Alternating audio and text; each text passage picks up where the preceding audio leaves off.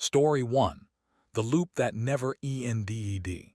Marcus had been driving 18-wheelers for 23 years, and he thought he'd seen every stretch of Interstate 80 between Sacramento and Salt Lake City at least 100 times.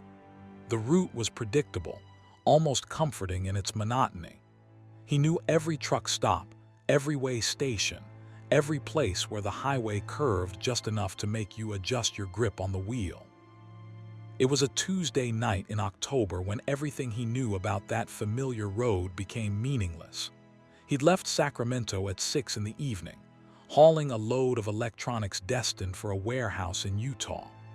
The weather was clear, unseasonably warm for autumn, and the CB radio crackled with the usual chatter from other drivers discussing traffic, road conditions, and the occasional joke.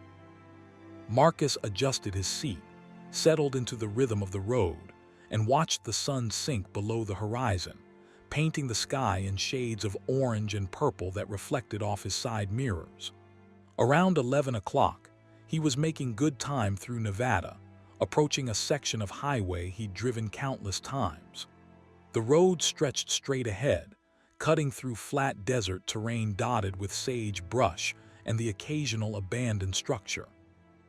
There was a specific landmark he always looked for, a defunct gas station with a faded Texaco sign that leaned at a 45-degree angle.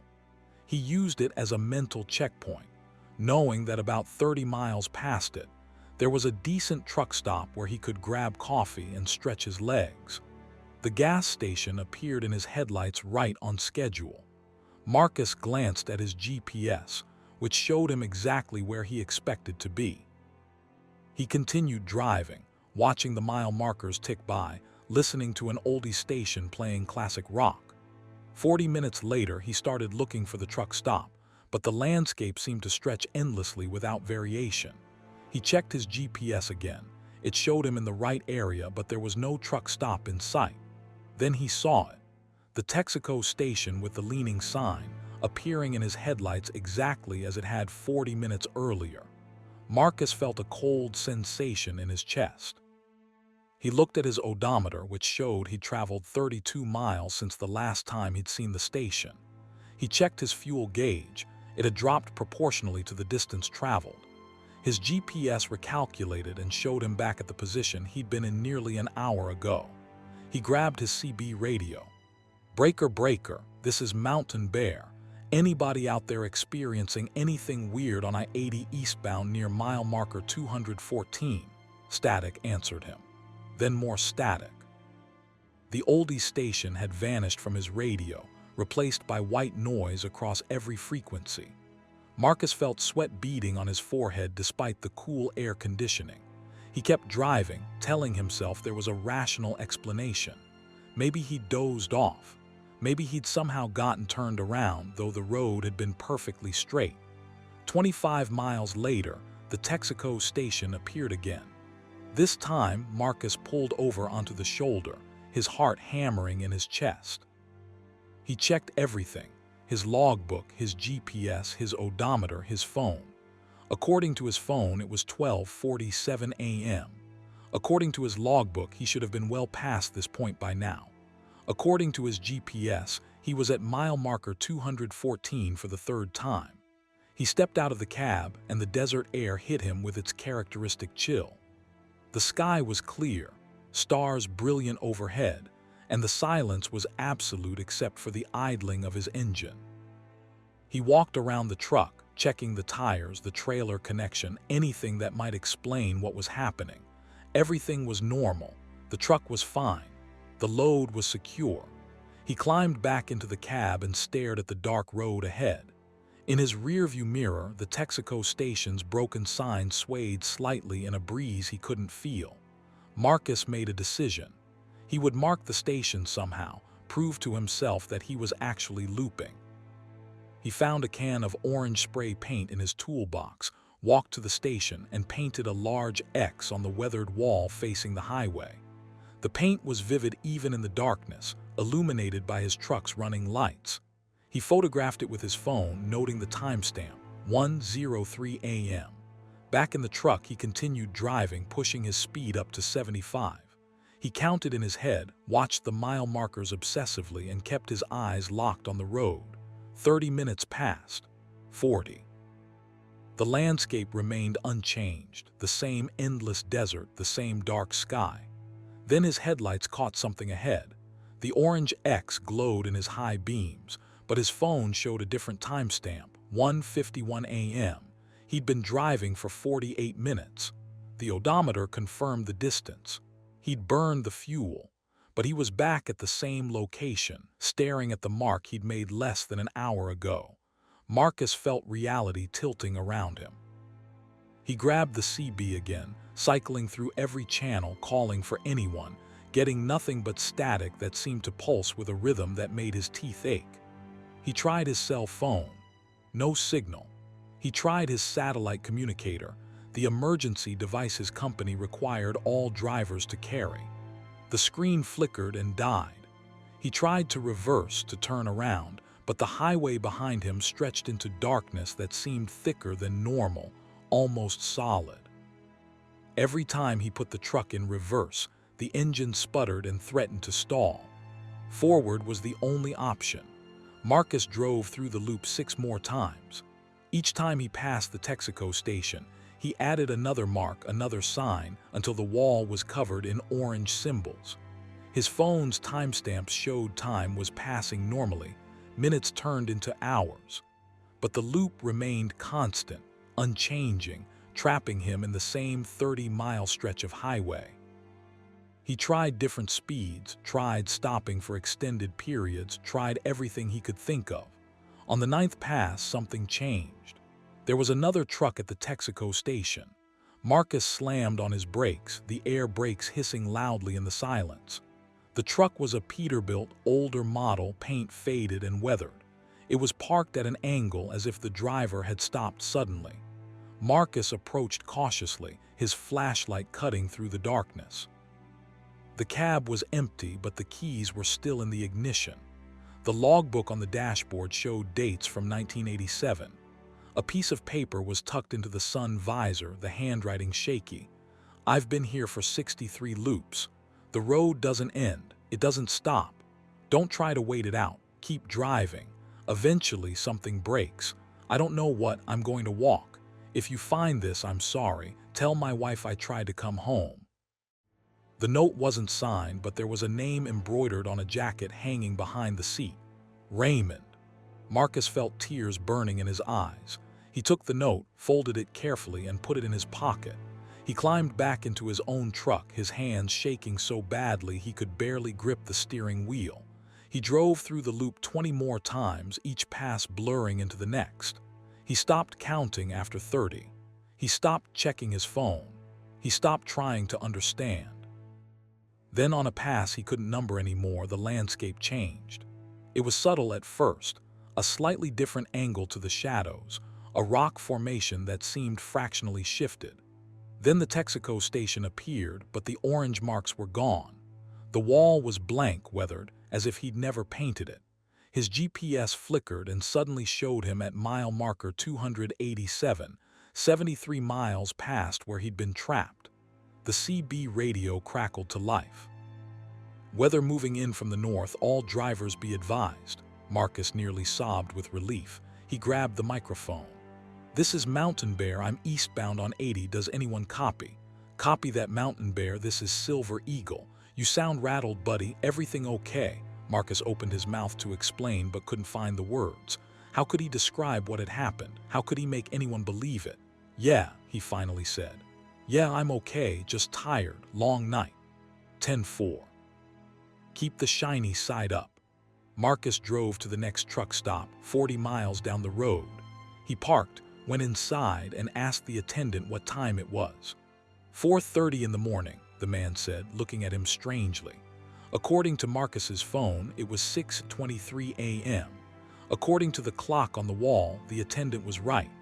Marcus had lost nearly 2 hours somewhere in that loop time that existed on his phone but nowhere else. He checked the note from Raymond's truck, but his pocket was empty. He searched everywhere, the cab, his jacket, his logbook. The note was gone as if it had never existed, but he could still see the handwriting in his mind, still feel the weight of those desperate words. Marcus completed his delivery to Utah, then drove straight back to Sacramento and quit. His dispatcher thought he was having a breakdown, tried to talk him into taking a vacation instead. But Marcus knew he could never drive that stretch of I-80 again. He sold his truck, moved to Oregon, and took a job at a warehouse where his feet never left solid ground. Sometimes, late at night, he searches online for missing truck drivers, looking for a Raymond who disappeared in 1987. He's found 3 possibilities, but he'll never know which one, if any, wrote that note. He drives occasionally now, short hauls on local routes, but he plans every trip obsessively, avoiding certain highways, certain stretches of road that feel too empty, too straight, too much like that endless loop in Nevada where time and distance lost all meaning, and where somewhere in the darkness, a truck from 1987 might still be parked at an abandoned gas station, waiting for a driver who walked into the desert and never came back. Story 2. The Faces in the Fog. Sarah Chen had been driving long-haul routes for 6 years when she accepted a job that would take her through the Appalachian Mountains in mid-November. The route itself wasn't unusual. Interstate 77 through West Virginia, cutting through valleys and tunnels, winding around mountains covered in bare trees that stood like skeletal sentinels against the gray sky. The company was paying premium rates for the delivery because the previous 2 drivers had refused to complete it, citing personal reasons that nobody would elaborate on. Sarah needed the money for her daughter's college tuition, so she didn't ask questions. She picked up the load in Charlotte, industrial machinery parts, heavy and properly secured, and headed north as the afternoon light faded into evening. The weather report predicted fog in the mountains, typical for this time of year, but nothing severe. Sarah had driven through plenty of fog before. She had good lights, excellent visibility aids, and enough experience to know how to handle reduced visibility conditions. She wasn't worried. The fog started around 7 o'clock, rolling down from the mountains in thick waves that swallowed the highway in sections. Sarah reduced her speed, turned on her fog lights, and settled in for a slower journey. The CB radio carried occasional chatter from other drivers, but as she climbed higher into the mountains, the voices faded until she was driving in silence except for the steady rumble of her engine and the rhythmic swish of her windshield wipers clearing condensation. Around 8:30, she entered a stretch of highway that curved through a particularly dense section of forest. The fog here was thicker, almost solid, reducing visibility to about 20 feet. Sarah slowed to 40 miles per hour, her hands tense on the wheel, her eyes straining to see the road markings. That's when she saw the first face. It appeared in the fog to her left, floating about 6 feet off the ground, level with her window. A woman's face, pale and indistinct, with dark hollows where the eyes should have been. Sarah's breath caught in her throat. She blinked, thinking it was a trick of the light, a reflection, something explainable. But the face remained, keeping pace with her truck, turning slightly as if to watch her pass. Then it smiled. Sarah jerked the wheel involuntarily and the truck drifted toward the shoulder before she corrected. Her heart was pounding so hard she could hear it over the engine noise. She looked again, but the face was gone, swallowed by the fog. She told herself it was fatigue, that she was seeing things, that there was no possible way a face could be floating in the fog. She considered pulling over but decided against it. The shoulder was narrow here, and stopping in dense fog was dangerous. A mile later, she saw 3 more faces, all on the right side now. They emerged from the fog like photographs developing, becoming clearer as they drew closer to the truck. 2 men and a child, their features gray and blurred, their mouths open in expressions that could have been screaming or laughing. Sarah couldn't tell which. They kept pace with her for several seconds before fading back into the white void. Sarah grabbed her CB radio. "Breaker, breaker, this is Pacific Rose, northbound on 77. Is anyone else seeing?" She stopped. Seeing what? Faces in the fog. She'd sound insane. Seeing anything unusual in this fog. Visibility is really bad up here. Static answered her. She tried different channels, but every frequency was dead, filled with a soft hissing that reminded her of breathing. She tried her cell phone, but there was no signal this deep in the mountains. The GPS showed her position clearly. She was exactly where she should be, on a well-traveled interstate. But the road felt wrong now, too narrow, curving in ways she didn't remember from her route planning. More faces appeared, dozens of them now, lining both sides of the highway. They floated at different heights, some low to the ground, others high above the tree line. Young and old, men and women and children, all with that same pale, washed-out appearance, all with those hollow eye sockets that seemed to track her movement.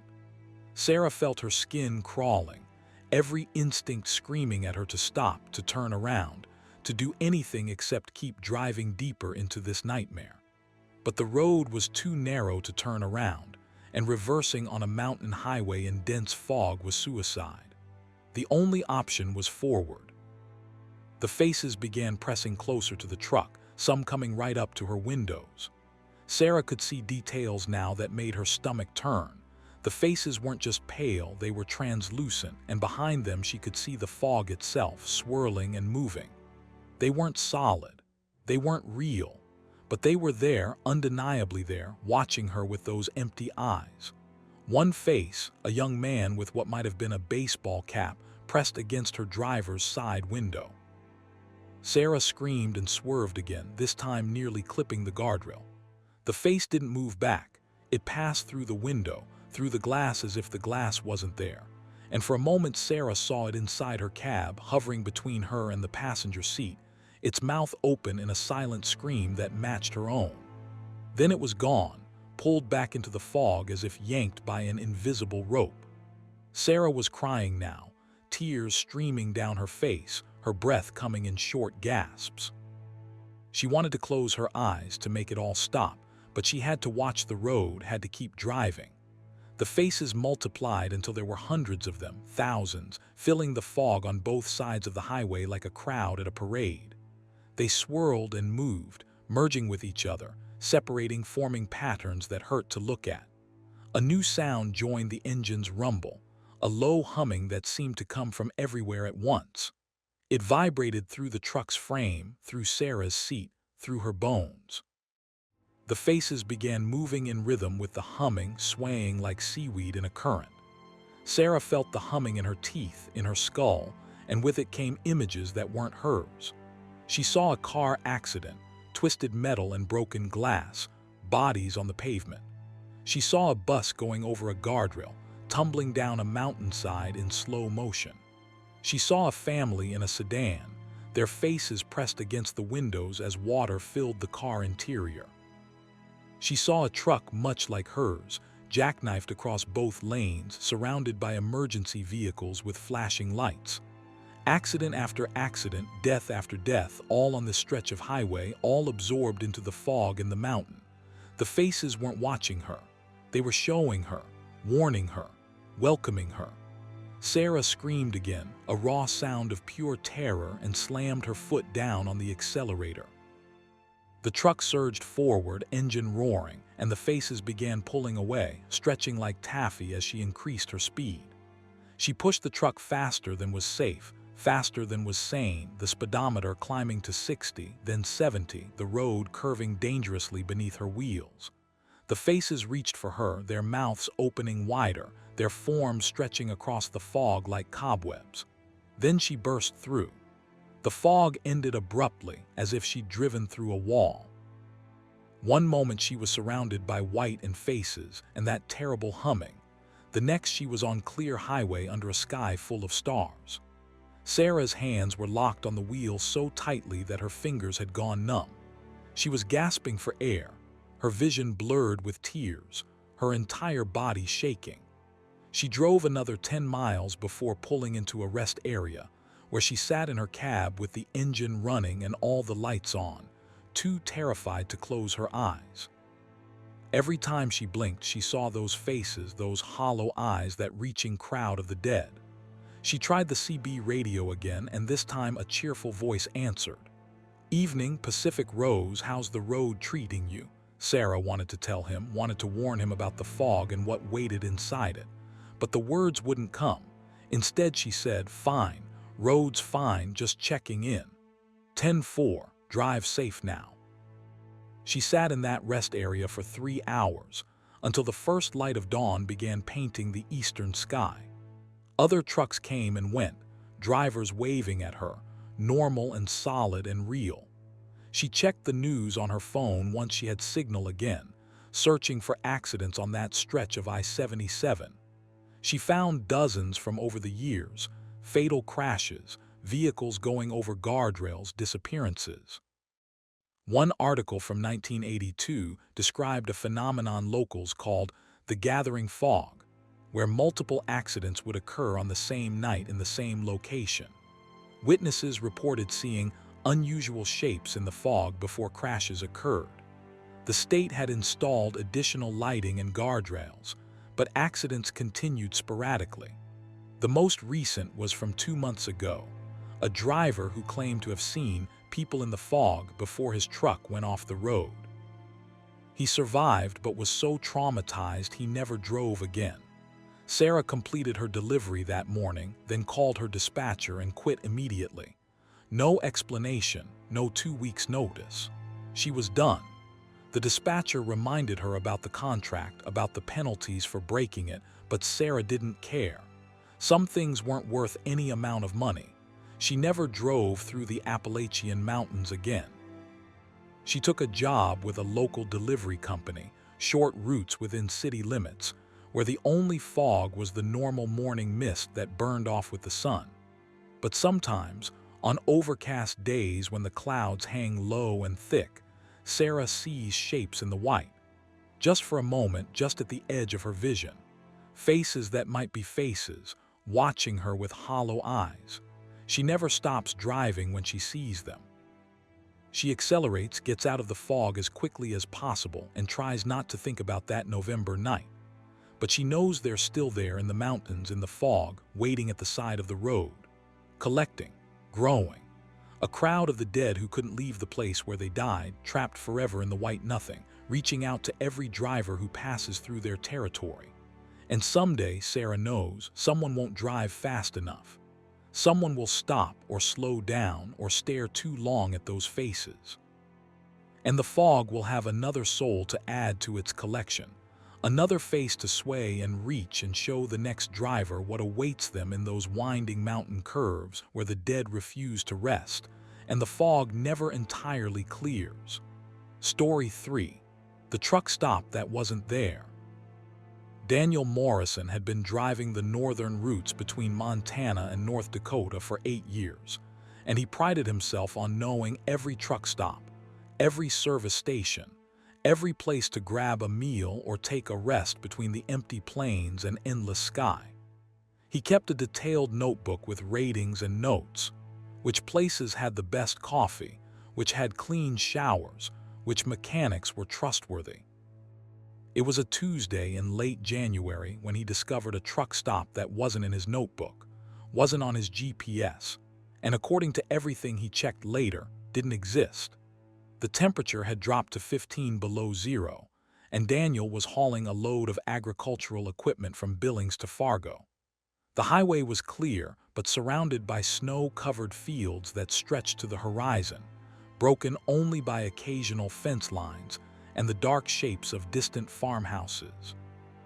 It was 2 in the morning, and Daniel had been driving for 6 hours straight. He was tired, his eyes were starting to burn, and he needed coffee and a break. That's when he saw the sign, Prairie Rest Truck Stop 2 MILES 24-hour service hot food. Daniel frowned. He didn't remember a truck stop in this location, but 2 miles was close enough to check out. Maybe it was new, open since his last run through here. The sign was old-fashioned, the kind with individually mounted letters, lit from below by fluorescent tubes. As he got closer, he saw the glow of lights ahead, a bright oasis in the frozen darkness. The truck stop was massive, much larger than he'd expected for such a remote location. The parking lot could accommodate 50 trucks easily, and about half the spaces were filled. The main building was a classic design from the 1950s, all chrome and glass and neon signs advertising various services. A huge sign on the roof spelled out Prairie Rest in blue neon that reflected off the snow. Daniel pulled into an empty space, set his air brakes, and grabbed his jacket. The cold hit him like a physical blow when he opened the door. His breath froze instantly, creating clouds of vapor that hung in the still air. He hurried toward the main entrance, noting the other trucks parked around him. A good mix of modern rigs and older models, all quiet and dark as their drivers presumably rested inside. The diner was warm and bright, decorated in authentic 1950s style with red vinyl booths, a long counter with chrome stools, and a jukebox in the corner playing Buddy Holly. About a dozen people sat scattered around the space, truckers mostly, by their clothing and weathered faces, along with a couple who might have been traveling in the RV he'd seen parked on the far side of the lot. A waitress behind the counter looked up and smiled at him. "Coffee, hun?" she asked, already reaching for a mug. "Please," Daniel said, sliding onto a stool. "And a menu." The waitress, her name tag read Dorothy, poured him a cup and set down a laminated menu that advertised prices that seemed slightly low for current standards, but not unreasonably so. Daniel ordered a burger and fries, then sipped his coffee while looking around. The place had a comfortable, worn-in feel, like it had been here forever. The other customers ate quietly, occasionally exchanging words with each other in low voices. Daniel pulled out his phone to check his route, and that's when he noticed he had no signal. Not unusual in rural Montana, but still annoying. He asked Dorothy if there was Wi-Fi. She looked at him blankly. Wi-Fi, internet access, wireless. Her expression remained confused, and Daniel felt the first small prickle of unease. Every truck stop had Wi-Fi these days. It was as essential as fuel and coffee. Before he could press the question, another trucker 2 stools down leaned over. "Don't bother asking about that computer stuff," the man said. He was probably in his 60s, with a lined face and gray hair under a worn baseball cap. "Old Dorothy here doesn't hold with new technology. Place is cash only too if you were planning to use a card." Daniel nodded slowly. It was strange, but not impossible. Some old-time establishments still operated on traditional methods. He patted his wallet, confirming he had cash for the meal. The burger arrived quickly, and it was excellent. A thick patty cooked perfectly, fresh vegetables, crispy fries. Daniel ate while half listening to the jukebox and the quiet conversations around him. "Where you headed?" the older trucker asked. "Fargo, got a load of farm equipment. Long haul from Montana. You picked a hell of a night for it temperature-wise." "Yeah, but the roads are clear at least." The man nodded. "That's true enough. Been driving these routes long. 8 years. Surprised I haven't seen you in here before then. I stop at Prairie Rest every time I come through. Never fails to be open, never fails to have good hot food." Daniel was about to ask how often he came through when Dorothy appeared with his check. He glanced at it, pulled out his wallet, and that's when he noticed something odd. The receipt was handwritten on a carbon copy form, the kind that hadn't been common for decades. And the date at the top read January 15, 1985. "Excuse me," Daniel said, keeping his voice casual. "I think there's an error on the date here." Dorothy looked at the receipt, then at him. "What error?" "The date, it says 1985. She smiled patiently. "That's right, hun. January 15, 1985, Tuesday." The unease Daniel had felt earlier crystallized into something colder. He looked around the diner more carefully now. The clothes the other customers wore, they were slightly off, weren't they? Styles that were dated but not costume-like. The jukebox playing Buddy Holly wasn't retro ambience. The song had that slightly worn quality of a record that had been played many times. The menu prices weren't just low, they were 1985 low. "What year do you think it is?" Daniel asked Dorothy, his mouth dry despite the coffee. Her smile faded slightly. 1985, of course. Are you feeling all right? Daniel stood up quickly, too quickly, and the room seemed to tilt around him. The other customers were looking at him now, their expressions concerned but also somehow knowing, as if they'd seen this reaction before. The older trucker who'd spoken to him was shaking his head slowly. "You're not from now, are you?" the man said quietly. "What the hell does that mean?" Daniel's voice came out too loud, too sharp. "What is this place?" Dorothy moved around the counter, her hands raised in a calming gesture. "Please, hun, don't get upset. It happens sometimes. People from other times, they see our signs, they stop in. You can't stay, but you can finish your meal, warm up, and then you need to go back out there and keep driving. You'll find your way back to your own time." "This is insane." Daniel backed toward the door. "This isn't real. This can't be real." "It's as real as anything else," the older trucker said. He stood up, and Daniel noticed for the first time that the man's clothes, while looking normal, had an odd quality to them, slightly faded, slightly transparent in certain lights. "I've been stopping here for 30 years, same as always. Some nights people like you come in from the future. Sometimes we get folks from the past. The road brings them and the road takes them back." Daniel's hand found the door handle. "I'm leaving." "That's what you should do," Dorothy said, not unkindly. "But you should pay first. The rules still apply even here." Daniel threw a $20 bill on the counter, more than enough to cover the meal at 1985 prices, and pushed through the door into the freezing night. He ran to his truck, climbed in, and locked the doors, his heart hammering. Through the diner windows, he could see the customers had returned to their meals, unconcerned by his panic. He started the engine with shaking hands and pulled out of the parking lot, accelerating onto the highway faster than was wise on icy roads. In his rearview mirror, he watched the Prairie Rest truck stop recede into the distance, its blue neon sign bright against the darkness. He drove for 10 minutes, checking his mirrors obsessively, and when he finally looked back one more time, the lights were gone. Nothing behind him but darkness and snow. His phone suddenly buzzed with a flood of notifications, texts, emails, everything that had been queued while he had no signal. The GPS flickered back to life, showing him exactly where he was. According to it, there was no truck stop for 30 miles in either direction. He pulled over on the shoulder and searched online for Prairie Rest Truck Stop, Montana. Nothing. He tried different search terms, different variations. Nothing. Then he tried Prairie Rest Truck Stop 1985 and found something. A historical forum discussing closed businesses along Highway 2. One post mentioned Prairie Rest, a popular truck stop that had operated from 1952 until a fire destroyed it in March of 1985. The post included a scanned photograph of the building, exactly as Daniel had seen it, down to the blue neon sign. Daniel sat in his truck for a long time, staring at that photograph. The date of the fire was March 3, 1985. He'd been inside the truck stop on January 15, according to the receipt Dorothy had given him.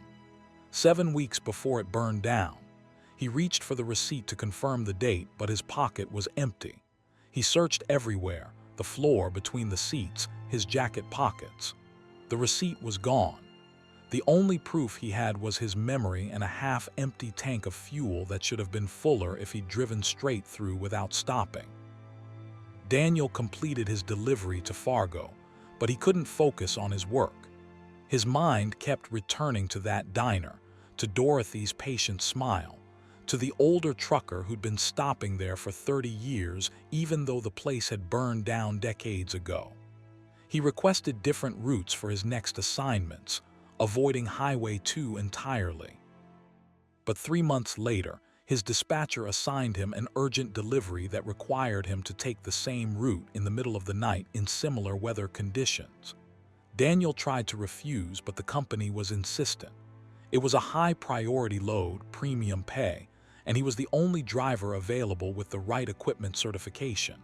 So he drove, his hands tight on the wheel, watching the roadside obsessively. He passed the location where he'd seen the sign for Prairie Rest. Nothing was there. No sign, no lights, no indication that anything had ever existed in that spot. He felt relief mixed with an odd sense of loss. Maybe it had been a one-time anomaly, a glitch, something that wouldn't happen again. But 20 miles later he saw it, not Prairie Rest this time. A different sign advertising Highway Haven 1 Mile Rest Stop Clean Facilities. Daniel's blood ran cold. He'd been driving these routes for 8 years and he'd never seen a Highway Haven. He grabbed his phone, no signal. He checked his GPS. It showed nothing ahead except empty highway. But the sign was there, undeniably real, and a mile later he saw lights glowing in the darkness. Another truck stop that shouldn't exist, waiting in the frozen night with its windows bright and welcoming. Daniel pressed down on the accelerator and drove past without stopping. He watched in his mirror as the lights faded behind him, and he thought he saw other trucks pulling off the highway, following signs to a place that wasn't on any map, seeking rest in a location that existed outside of normal time. He drove straight through to his destination, not stopping, not even for coffee, fear keeping him alert better than any amount of caffeine. He never took another night route through Montana. When he couldn't avoid it, he drove only during daylight hours, when the impossible truck stops didn't appear, when the road was just a road, and the empty plains held no mysteries except the ordinary ones of distance and weather. But sometimes, when he sees other trucks at normal, real truck stops, he wonders about the drivers. He wonders if any of them have seen the signs, followed them to places that shouldn't exist, sat at counters and ordered coffee from waitresses who exist in the wrong decade. He wonders if any of them stayed, seduced by the warmth and light and the comfort of a place where time doesn't work right, where you can stop forever at a rest area that burned down before you were born, serving coffee to travelers from futures that haven't happened yet and pasts that can't be changed. And he wonders if, someday, he'll be tired enough and desperate enough to follow those signs again, to pull off the highway and into a parking lot that isn't on his GPS, and find out what happens to drivers who never come back. Story 4. The Voice on the CB. Tommy Sullivan had been hauling refrigerated loads across the Midwest for 12 years, and in all that time, he'd heard just about everything on the CB radio. Truckers sharing road conditions, warning about speed traps, telling jokes, arguing about politics, sometimes just talking to hear a human voice during the long, lonely hours. The CB was a lifeline, a community, a constant companion that made the solitude bearable. But in December, driving through Iowa on a route he'd driven hundreds of times, Tommy heard a voice that changed everything he thought he knew about the lonely highways he called home. It was 3 in the morning and he was on Highway 20, heading east with a load of frozen meat products destined for a processing plant in Illinois. The night was clear but brutally cold, the temperature hovering around 5 degrees. There was no traffic. At this hour in this weather, most sensible people were home in bed. Tommy had the road to himself, his headlights cutting through the darkness, his CB tuned to channel 19, the standard trucker frequency. The voice came without warning, cutting through the usual static. "Driver heading east on 20, this is Phantom calling. You got a copy?" Tommy reached for his microphone, grateful for any company. "Yeah, I got you, Phantom. This is Snowman eastbound with refrigerated. Where are you?" "Behind you. Been following for about 10 miles. You maintaining good speed?" Tommy glanced in his mirrors but saw nothing except darkness. Not unusual, another truck could be far enough back that its lights weren't visible yet. "What are you hauling?"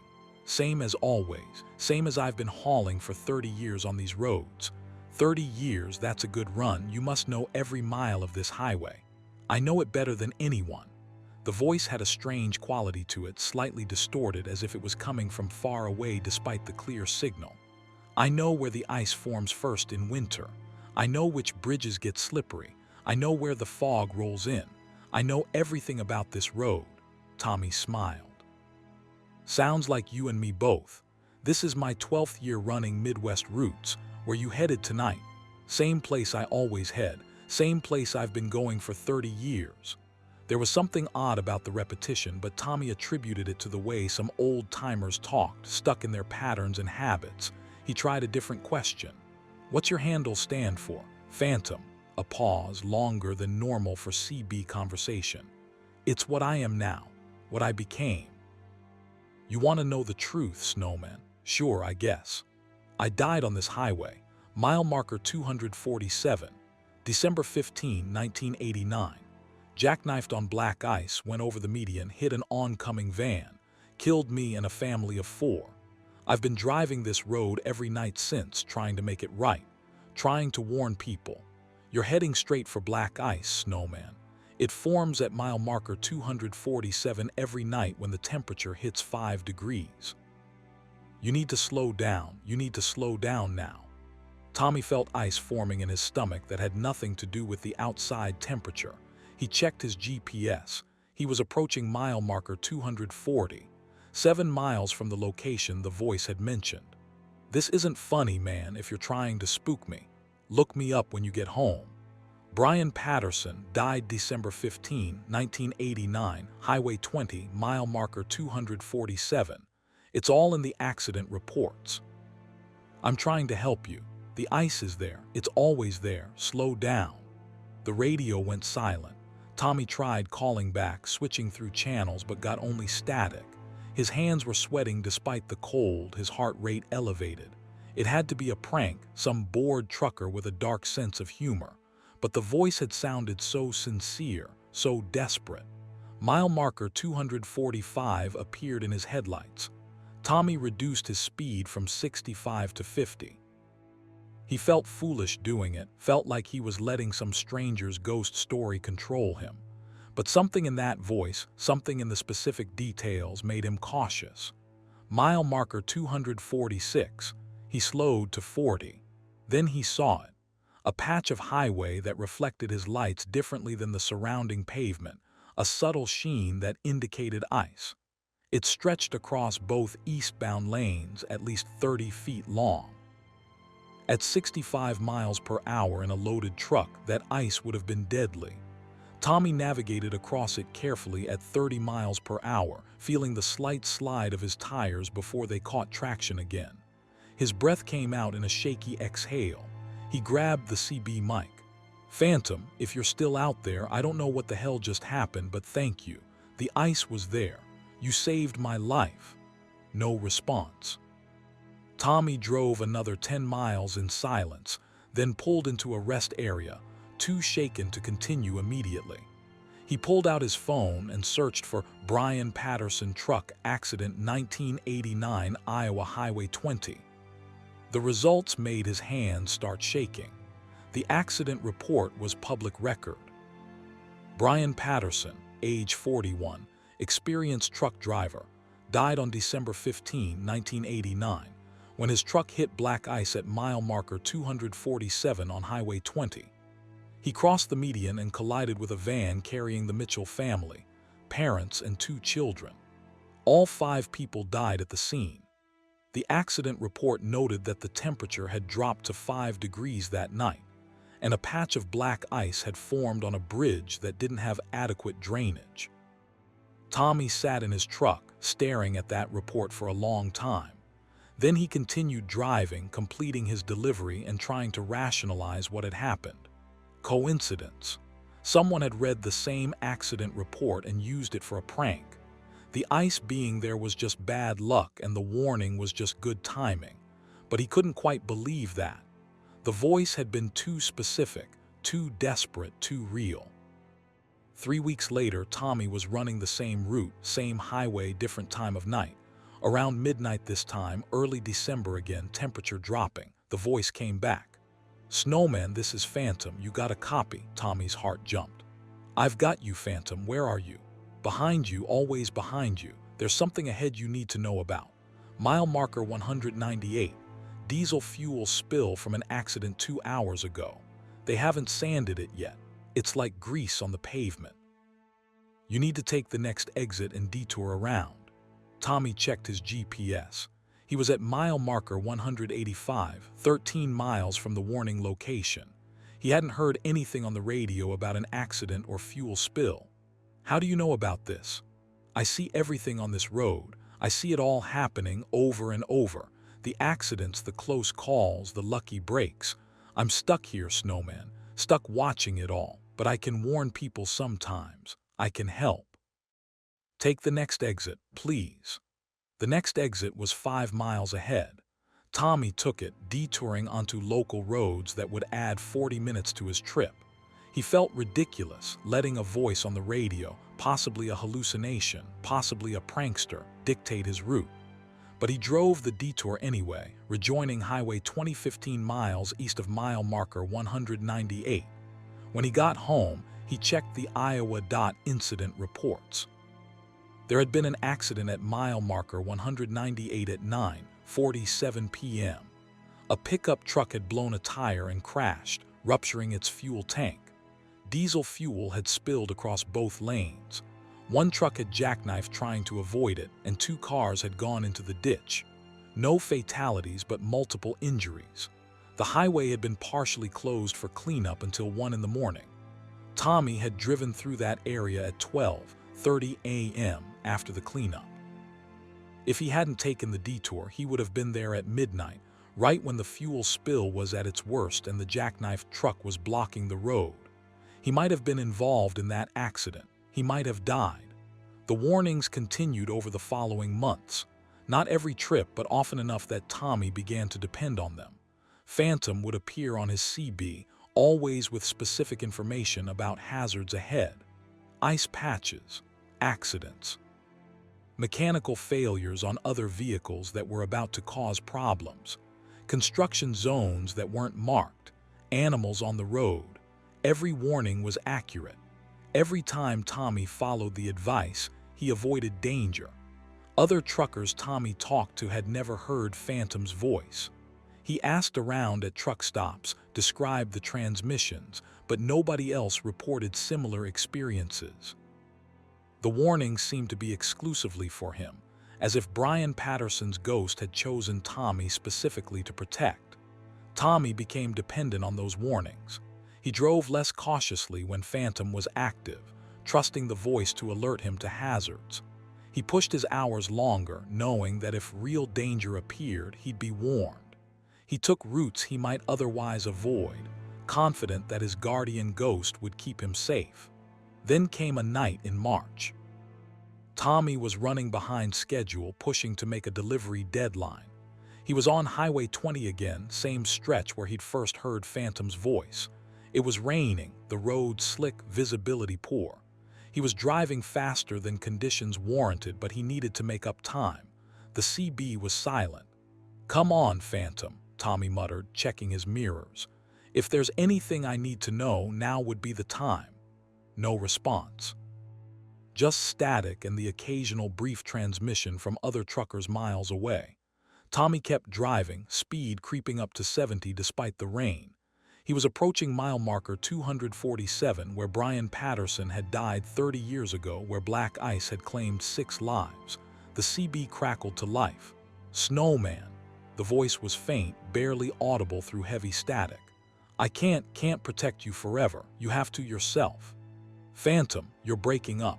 I can't hear you clearly." "Not a safety net. You can't on me. You have to drive like not here. You have to careful." "Phantom, repeat please. What are you trying to tell me?" But the voice was gone, dissolved into static that no amount of channel surfing could reclaim. Tommy felt a sudden, overwhelming sense of vulnerability. He was alone on the highway in poor conditions, driving too fast, and the voice that had been protecting him for months was gone. His hands tightened on the wheel and he reduced his speed to a more reasonable 50 miles per hour. Nothing happened that night. No accidents, no hazards, no disasters. Tommy made his delivery on time and drove home without incident. But the voice didn't come back. Not that night, not the next trip, not ever again. Tommy drove Highway 20 dozens of times over the following year, listening to the CB, hoping to hear that familiar "Snowman, this is Phantom, you got a copy." But the radio remained silent except for normal trucker chatter. Tommy eventually found a news article from April 1990, 4 months after Brian Patterson's death.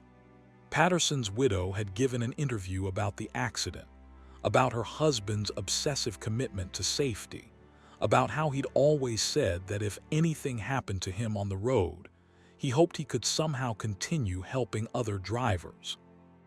She died in 2018, the obituary said, survived by 2 children and 4 grandchildren. Tommy realized what had happened. Brian Patterson had been trapped, bound to the highway by guilt and determination, warning drivers for 30 years. But when his widow died, something had broken. The connection had severed. Patterson was free, finally, to move on to wherever ghosts go when their work is done. The protection was gone because it was no longer needed, not by Patterson anyway. Tommy drives more carefully now. He plans his routes better, checks weather obsessively, never pushes his hours too far. He maintains his equipment meticulously and follows all safety protocols without exception. He knows he's on his own now, that there's no guardian spirit watching over him, no voice on the CB that will warn him of dangers ahead. But sometimes, late at night on Highway 20, he still keys his microphone and says, "Phantom, this is Snowman, thanks for everything you did. I hope you found peace." He never gets a response. But once, just once, his CB keyed up briefly with no voice. Just a moment of open transmission that might have been acknowledgement or might have been random interference. Tommy prefers to believe it was acknowledgement, that somewhere beyond the reach of CB radios and highway static, Brian Patterson heard him and understood. And on cold December nights when the temperature hits 5 degrees, Tommy slows down at mile marker 247, even when the road is clear, even when there's no ice. It's a memorial of sorts, a moment of respect for the man who died there and then spent 3 decades trying to prevent others from sharing his fate. Tommy passes through that spot carefully, safely, proving that the warnings weren't wasted, that Brian Patterson's eternal vigil on the lonely highways meant something, saved lives, made a difference in ways that can never be fully measured, but will always be remembered by at least one driver who learned to trust a voice that came from beyond death to offer help on the darkest, most dangerous nights. Story 5. The Convoy That Never Stopped. Marcus Webb had seen a lot of strange things during his 16 years as a long-haul trucker, but nothing prepared him for what he encountered on Interstate 40 through New Mexico on a clear October night. He was hauling electronics from California to Texas, running through the desert on a route he'd driven at least 50 times before. The highway stretched straight and empty ahead of him, the kind of road where you could see headlights approaching from 10 miles away. Which is why he noticed the convoy when it was still a distant glow on the western horizon. At first, it looked like a normal line of trucks traveling together, something drivers sometimes did for company or safety. Marcus counted the lights as they grew closer, 12 trucks, running in tight formation, maintaining exactly the same speed. As the convoy grew nearer, Marcus noticed something odd. All 12 trucks were identical. Same model, old Kenworth W900s, probably from the mid-1970s. Same color scheme, a distinctive red with white striping. Same configuration, all pulling identical box trailers. The convoy passed him at exactly 70 miles per hour, each truck spaced precisely 50 feet from the next. Marcus tried to catch a glimpse of the drivers as they went by, but the cabs were dark, no interior lights visible. He reached for his CB radio. "Breaker, breaker, this is Desert Fox calling the convoy of red Kenworths that just passed eastbound. You guys running together? That's a hell of a formation you've got." Static answered him. He tried different channels but got no response. The convoy was already a quarter mile ahead, their taillights bright in the darkness. Marcus shrugged and settled back into his seat. Maybe they weren't monitoring CB radio. Some younger drivers didn't bother anymore, preferring cell phones and apps. An hour later, Marcus pulled into a truck stop for fuel and coffee. While he was filling up, another trucker pulled in beside him, an older guy with gray hair and a weathered face who introduced himself as Pete. "You see that convoy of red Kenworths out there?" Pete asked, gesturing toward the highway. "Damn things passed me about 20 minutes ago, spooky as hell, all identical like that." "Yeah, I saw them too," Marcus said. "Passed me about 40 miles back. Couldn't raise them on the CB." Pete shook his head. "I've been driving this route for 30 years and I've seen that convoy maybe a dozen times. Always the same, 12 red Kenworths, always running exactly 70 miles per hour, always heading east. Never seen them stopped. Never seen them at a truck stop. Never heard them on the radio. They just drive." Marcus felt a chill that had nothing to do with the night air. "What do you mean you've seen them for 30 years? Those trucks looked old, but not that old." "That's the thing," Pete said, lowering his voice. "Those trucks are that old. I first saw them in 1987 and they looked exactly the same then as they do now. Same model, same paint job, same everything. Hell, I've talked to drivers who saw them in the 70s, always the same convoy, always driving east on I-40. That's impossible. Trucks don't last that long in regular service. And even if they did, someone would have updated them, changed the paint, something." Pete shrugged. "I'm just telling you what I've seen and what I've heard. There are stories about that convoy, old stories. Some people say they're ghost trucks, drivers who died in a mass accident and are trapped, driving forever. Some say it's a time loop, same convoy passing through from decades ago. Others say it's something stranger, trucks that aren't really here, just reflections from another reality or another time." Marcus wanted to dismiss it as truck stop legend, the kind of story drivers told to pass the time. But he'd seen the convoy himself, seen how identical the trucks were, how precise their formation. He finished fueling, went inside for coffee and tried to put it out of his mind. But 40 miles down the road, he saw them again. This time, he was passing a slower truck when the convoy appeared in his mirrors, approaching from behind. Marcus was in the left lane, and the convoy maintained its position in the right lane, closing the distance at their steady 70 miles per hour. Marcus completed his pass and moved back to the right lane, expecting the convoy to overtake him, but they didn't. They fell into formation behind him, maintaining that precise 50-foot spacing, matching his speed exactly. Marcus checked his speedometer. He was doing 68. The convoy was doing 68. He accelerated to 75. The convoy accelerated to 75. He slowed to 60. They slowed to 60. The precision was unnatural, as if all 12 trucks were connected, controlled by a single mind. Marcus felt sweat beading on his forehead. He grabbed his CB. "Red Kenworth convoy, this is Desert Fox. You guys are following pretty close there. Everything okay?" No response.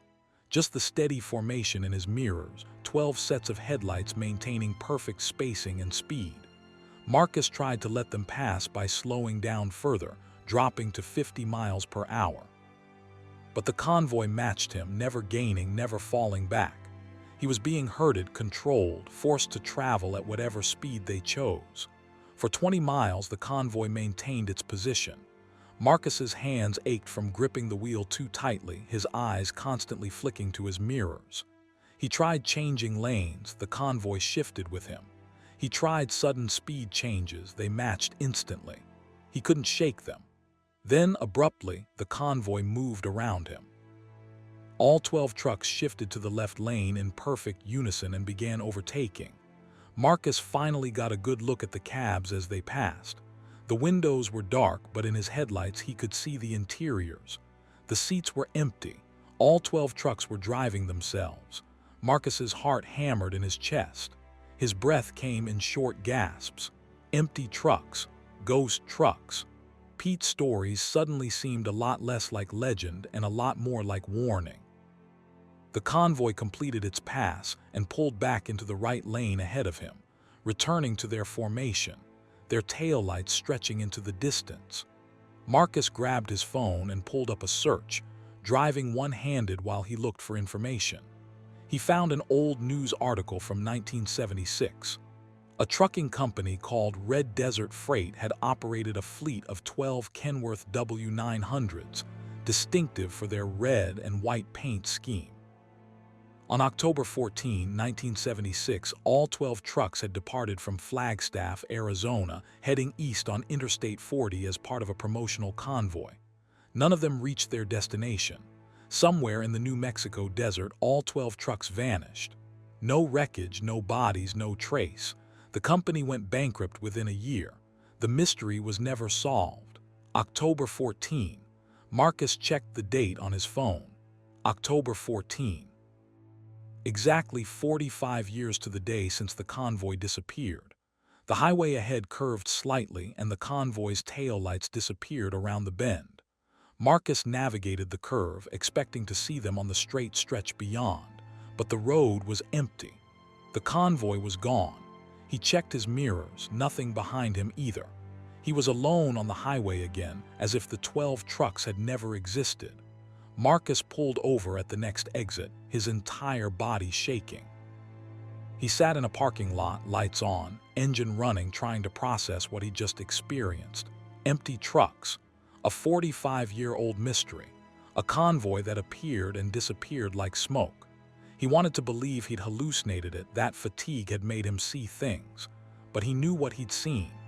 Those trucks had been real, solid, following him with impossible precision.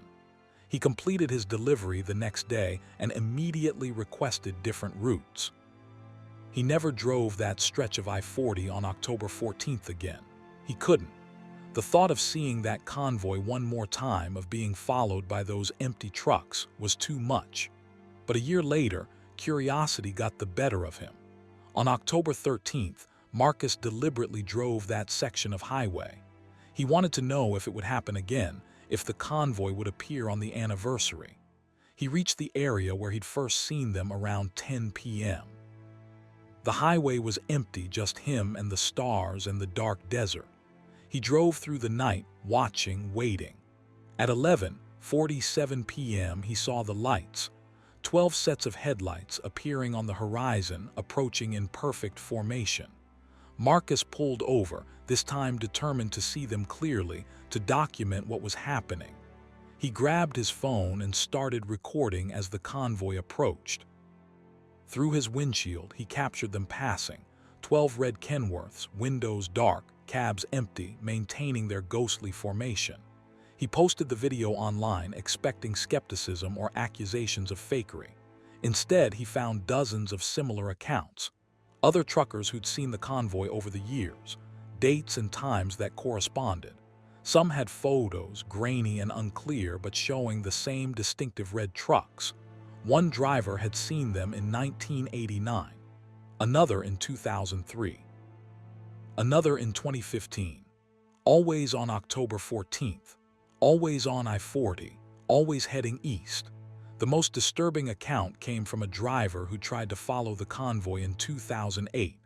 He'd matched their speed, followed them for over 100 miles, trying to see where they were going. At the Texas border, he reported, the convoy had simply faded away, becoming transparent and then vanishing completely while he watched. He'd pulled over, gotten out of his truck, and walked the highway where they'd disappeared. There were no tire marks, no signs that 12 trucks had just driven over that pavement. Marcus became obsessed with the mystery.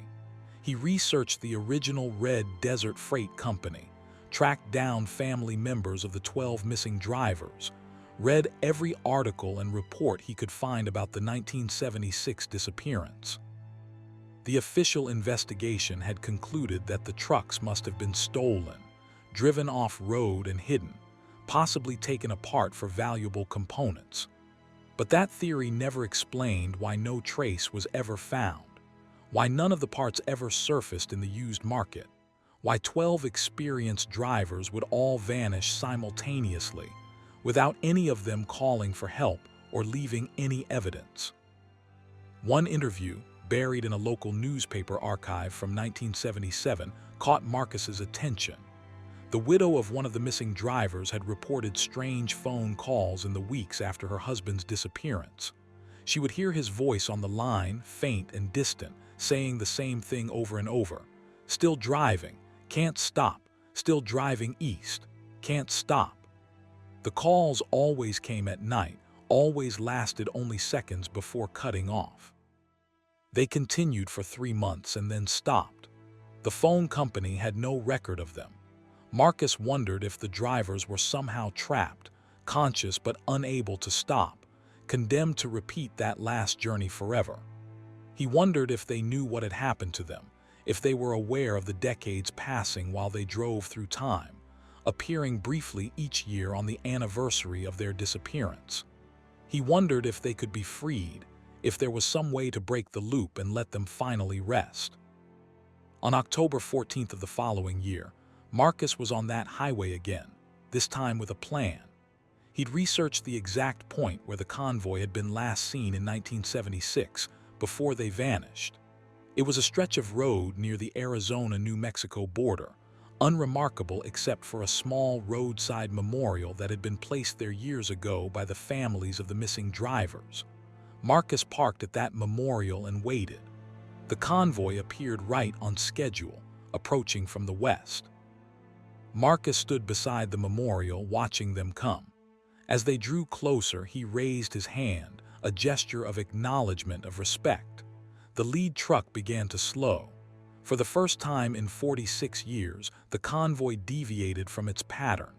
All 12 trucks decelerated, pulling off onto the shoulder near the memorial. Marcus approached the lead truck slowly, his heart pounding. The cab was still dark, but as he got closer, he saw something inside, a faint, translucent figure sitting in the driver's seat. The ghost of a man, his hands on the wheel, his eyes fixed straight ahead. The figure turned slowly to look at Marcus, and in that gaze, Marcus saw decades of exhaustion, of endless driving, of being trapped in a moment that never ended. "I see you," Marcus said, his voice shaking. "I know you're here. I know you've been driving all these years. I don't know how to help you, but I wanted you to know that someone remembers. Someone knows what happened to you." The figure in the cab seemed to nod, almost imperceptibly. Then, one by one, the trucks began to fade. Not quickly, but gradually, like photographs left in sunlight, their colors bleaching away, their solid forms becoming transparent. Marcus watched as the convoy disappeared, taking with them the ghosts of 12 men who'd been driving for 46 years, finally acknowledged, finally seen, finally able to rest. The memorial beside the highway still stands. Marcus visits it every year on October 14th. Other truckers have started stopping there too, leaving small offerings, coffee cups, fuel receipts, CB radios. It's become a shrine of sorts, a place to remember the 12 drivers who vanished and, according to some, finally found peace. Marcus still drives I-40 regularly, but he's never seen the convoy again. Neither has anyone else, as far as he can determine. No sightings have been reported since that night when he stood at the memorial and acknowledged their existence.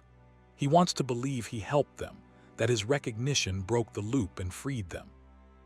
But sometimes, late at night, he wonders if they're still out there somewhere, driving roads that exist in different times or different realities. 12 empty trucks in perfect formation, forever heading east toward a destination they can never reach. Story 6. The rest area that changed people. Jennifer Kowalski had been driving regional routes in the Pacific Northwest for 9 years when she first stopped at the rest area on Highway 101, just north of the Oregon-California border.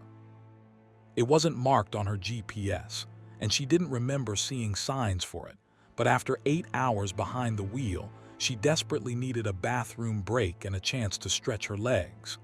The rest area appeared suddenly as she crested a hill, a small, well-maintained facility with clean, modern bathrooms, picnic tables, and a scenic overlook of the Pacific Ocean. Jennifer pulled in, grateful for the fortuitous timing. The facilities were indeed clean, almost unnaturally so, with gleaming tiles and mirrors that seemed to reflect more light than they should. Jennifer used the restroom, washed her hands in water that was the perfect temperature without adjustment, and stepped outside to the overlook. The view was spectacular, waves crashing against rocky cliffs, seabirds wheeling in the air, the sun beginning its descent toward the horizon. She stood there for 10 minutes, breathing the salt air, feeling the tension drain from her shoulders. When she returned to her truck, she felt different. Not bad exactly, but changed in ways she couldn't immediately articulate. Colors seemed slightly more vivid. Sounds were clearer, more distinct. The steering wheel felt strange in her hands, as if the texture had altered subtly. She shook her head, attributing the sensations to fatigue and the refreshing break, and continued driving. The changes became more apparent over the following hours. Jennifer noticed that she could read road signs from much farther away than usual, half a mile or more, when normally her aging eyesight required her to get within a quarter mile to make out details. Her hearing seemed enhanced too. She could distinguish individual conversations on the CB radio that would normally blur into indistinct chatter. And her reaction times felt faster, her movements more precise. By the time she completed her delivery and returned home, Jennifer was convinced something had happened at that rest area. She looked it up online but couldn't find any information about a rest stop at that location. According to the Oregon website, there were no rest areas on Highway 101 in that specific stretch. Confused, she checked her GPS history, but the stop didn't appear in her records, as if she'd never actually pulled off the highway. Jennifer might have dismissed the entire experience as a strange daydream, except the changes persisted. Her vision remained sharp, her hearing stayed acute, and there were other alterations she discovered gradually. She needed less sleep, waking after 6 hours feeling fully refreshed when previously she'd required 8. Food tasted different, flavors more intense and complex. She didn't get sick, not even a cold, when previously she'd caught every bug that went around. 3 weeks later, Jennifer deliberately drove that same route, looking for the rest area. She found it in exactly the same location, appearing suddenly after a curve in the highway. This time she approached more cautiously, studying the facility carefully before pulling in. Everything looked normal, a standard rest area with no signs, no warnings, nothing to indicate anything unusual about the place. Several other vehicles were parked there, including 2 other semi-trucks. Jennifer went inside, this time paying careful attention to her surroundings. The bathrooms were identical to her memory, perfectly clean, perfectly maintained with those oddly reflective mirrors. She stared at her reflection and noticed something she hadn't seen before. Her eyes looked different, the irises slightly more vivid in color. Her skin seemed healthier, fewer lines around her eyes and mouth. She looked younger than she had 3 weeks ago. Outside, she approached one of the other truckers, a man in his 50s who was standing at the overlook, staring at the ocean. "Excuse me," Jennifer said. "Have you stopped here before?" The man turned, and Jennifer saw the same vivid quality in his eyes that she'd noticed in her own reflection. "Third time," he said. "I keep coming back, can't help it. Have you noticed the changes?" "Yes, my vision, my hearing, I feel different." "It changes everyone," the man said. "Different ways for different people. Some get physical improvements like us. Others get mental ones. They get smarter, think faster, remember better. I heard about one woman who stopped here and developed perfect pitch, became a musician even though she'd never played an instrument before. Another guy claimed he could suddenly understand any language he heard. The changes are never bad exactly, but they're not natural either." "What is this place?" Jennifer asked. "Why isn't it on any maps?" The man shrugged. "I've been asking around trying to find out. Best theory I've heard is that it's some kind of experimental site, government maybe, or some private research company. They're testing something in the water or the air, seeing what it does to people, or maybe it's something stranger. Maybe it's a place where reality is thin, where something from somewhere else is leaking through, changing anyone who spends time here. That sounds insane, Does it? You felt the changes. You know something happened to you. Is it any crazier to think this place is causing it than to think you spontaneously developed superhuman vision and hearing? Jennifer couldn't argue with that logic. She walked around the rest area, examining everything carefully. The landscaping was perfect, almost artificially so, with plants that shouldn't have been able to grow in this coastal climate thriving in impossible abundance. The pavement was unmarked, no cracks or stains, as if it had been laid yesterday even though the style suggested decades-old construction. And there was a quality to the air, a slight shimmer like heat distortion, that made everything seem slightly unreal. She didn't use the facilities this time. She didn't drink from the water fountains or spend more than 15 minutes at the location. But as she drove away, she watched in her rearview mirror as the rest area disappeared, not gradually with distance but suddenly, as if it had been switched off. One moment it was there, the next the highway was empty, with no exit, no signs, no indication that anything existed at that location. Over the following months, Jennifer talked to other drivers who'd stopped at the rest area. She found them through online trucker forums, people posting cryptic messages about the place that changes you, or the rest stop that isn't on maps. Each person reported different enhancements. One woman could now go days without sleep. A man claimed he no longer felt physical pain. Another driver said his chronic arthritis had vanished completely. A younger woman reported that her dyslexia had disappeared, allowing her to read effortlessly for the first time in her life. But there were concerning reports too. A driver who'd stopped at the rest area 5 times said he no longer felt emotions the way he used to. Everything was muted, distant, as if he was experiencing life through a filter. Another woman reported that food had lost all taste, becoming nutrition without pleasure. A man claimed his enhanced hearing had become so acute it was painful, forcing him to wear noise-canceling headphones constantly. The changes weren't always purely beneficial. They came with costs, trade-offs that weren't apparent initially but emerged over time. Jennifer stopped looking for the rest area after her second visit.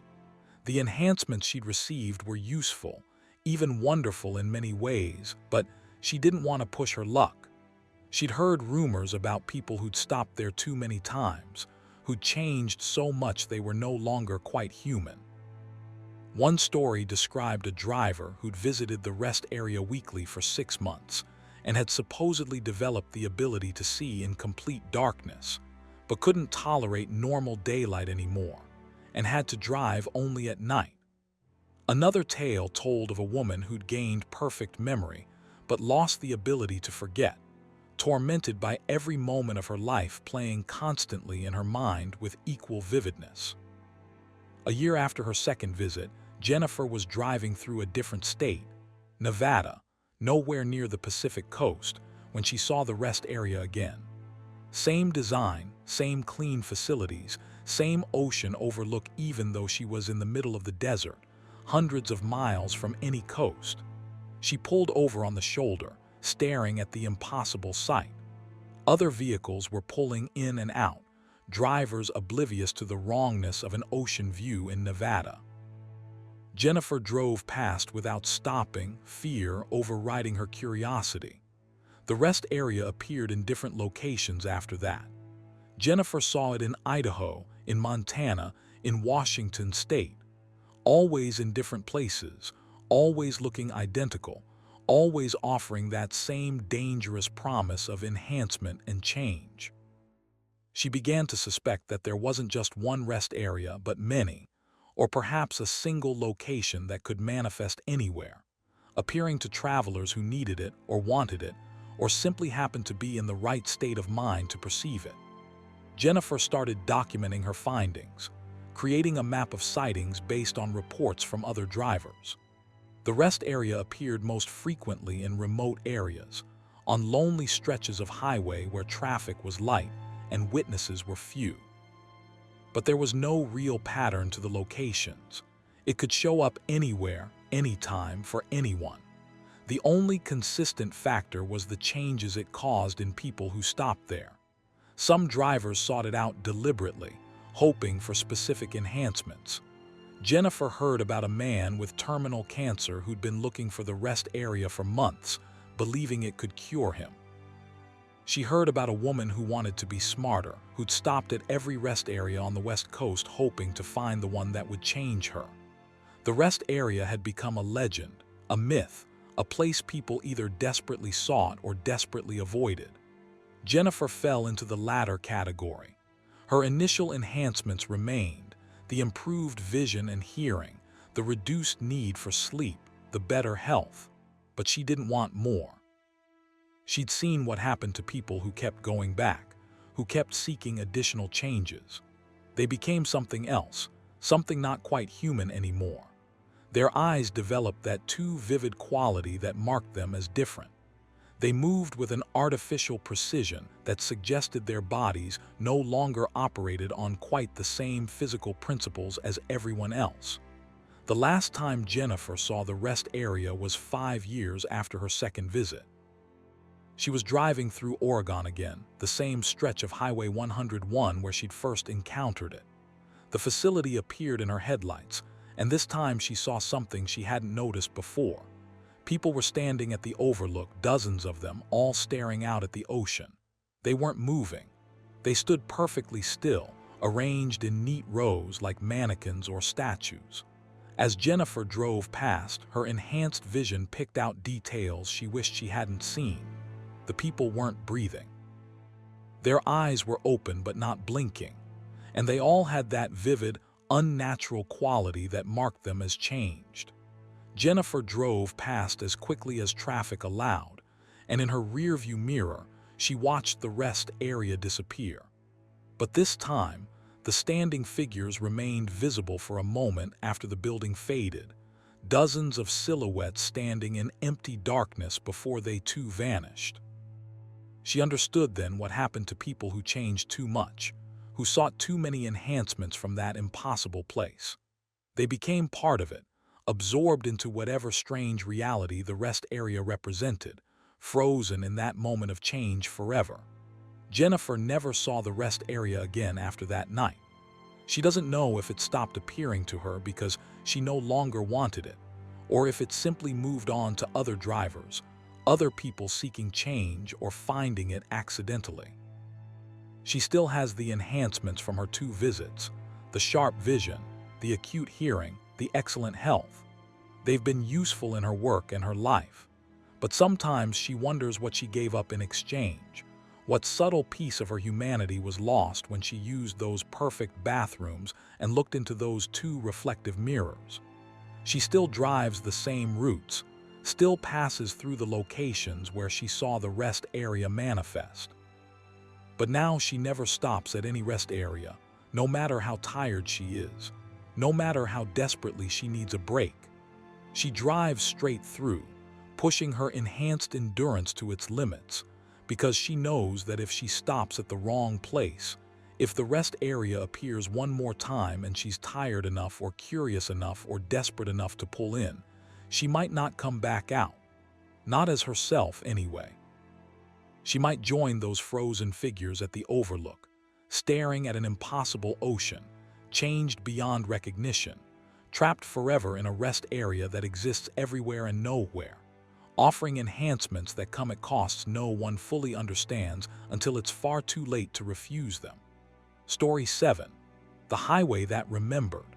Robert Chen had been driving transcontinental routes for 14 years, specializing in the northern corridor that connected the Pacific Northwest to the Northeast. He knew Interstate 90 better than he knew his own home, every mile marker and exit memorized through countless repetitions. But in February, hauling a load of machine parts from Seattle to Boston during the coldest winter in a decade, Robert discovered that the highway knew him back, and it remembered things he'd spent years trying to forget. The first sign appeared around 2 in the morning, somewhere in Montana where the plains stretched endlessly under a sky heavy with snow clouds. Robert was passing mile marker 214 when he saw a figure standing on the shoulder, thumb out, seeking a ride. Robert's policy was never to pick up hitchhikers. It was against company policy and potentially dangerous, but something about this figure made him look twice. It was a young woman, maybe 25, wearing clothes inadequate for the freezing temperature. As Robert's headlights caught her face, his blood ran cold. He knew that face. He'd seen it 17 years ago on the worst night of his life. Her name had been Sarah Mitchell, and she'd been Robert's girlfriend when he was 19 years old, before he became a trucker, before he'd made his living on these highways. They'd been driving together on a winter night much like this one, and Robert had been drunk, arrogant, and stupid. He'd missed a curve and the car had gone off the road. Robert had walked away with minor injuries. Sarah had died at the scene. Robert had been convicted of vehicular manslaughter, served 3 years in prison, and spent every day since living with the guilt of what he'd done. Now she was standing on the shoulder of Interstate 90, exactly as she'd looked that night 17 years ago, and she was staring directly at his truck as he passed. Robert's hands shook so badly he nearly lost control of the wheel. He checked his mirrors, but the figure was gone, disappeared into the darkness as if she'd never been there. Robert told himself he'd hallucinated it, that fatigue and the long hours had created a vision from his guilt. But his heart was racing, and the face he'd seen was far too clear, far too detailed to be a trick of tired eyes. 50 miles later, he saw her again. This time she was walking along the shoulder, moving in the same direction he was traveling as if she was following him. Robert slowed down, unable to help himself, and as he drew alongside, the figure turned to look at him. It was definitely Sarah, the same dark hair, the same blue eyes, the same slight smile she'd always had. But her skin was pale, bloodless, and when she opened her mouth, he could see frost forming in the air from her breath. "Why did you keep driving, Robert?" The voice came through his closed windows, clear as if she was sitting beside him. "Why didn't you stop? Why didn't you help me?" Robert accelerated, the truck's engine roaring as he fled from the impossible figure. His CB radio crackled with static, and through the white noise he heard her voice again. "You just kept driving, left me there, left me in the snow." "I didn't leave you," Robert said aloud to his empty cab, tears streaming down his face. "I called for help, I stayed with you, I tried to save you. You were driving drunk, you killed me. And you kept living, kept driving, kept moving forward like it never happened." The accusations continued for the next 100 miles. Sarah appeared at every overpass, every rest area entrance, every roadside marker. Sometimes she stood still, watching him pass. Sometimes she walked alongside the truck at impossible speeds, keeping pace at 70 miles per hour, her mouth moving in silent accusations. Sometimes she was just a face in his mirrors, a pale presence in the darkness behind him that vanished when he looked directly at it. Robert tried to rationalize it. Hallucinations from stress and exhaustion. Guilt manifesting as visual phenomena. His mind creating phantoms from memories he'd never properly processed. But the experiences were too vivid, too persistent, too interactive. When Sarah appeared, she reacted to him, responded to his presence, acknowledged his movements. Hallucinations didn't do that. Hallucinations didn't have conversations. By dawn, Robert had reached North Dakota, and Sarah had appeared 23 times. He'd counted, documenting each sighting in his logbook with shaking hands. But as the sun rose, the apparition stopped. Daylight brought a return to normal reality, the highway becoming just a highway again, empty of ghosts and accusations. Robert pulled into a truck stop, parked, and sat in his cab for 2 hours, trying to calm down, trying to convince himself that night driving in winter conditions had created temporary psychosis. He completed his delivery to Boston without further incident, driving only during daylight hours, taking longer for the trip than his schedule required. His dispatcher complained about the delays, but Robert didn't care. He couldn't face another night on I-90, couldn't risk seeing Sarah again. When he was offered a return trip the following week, He refused. His company assigned him different routes, shorter hauls that kept him in regional areas where the highways were familiar and well-traveled. But 3 months later, his dispatcher called with an urgent request. A high-priority load needed to go from Seattle to Boston, and Robert was the only driver available with the right certifications and equipment.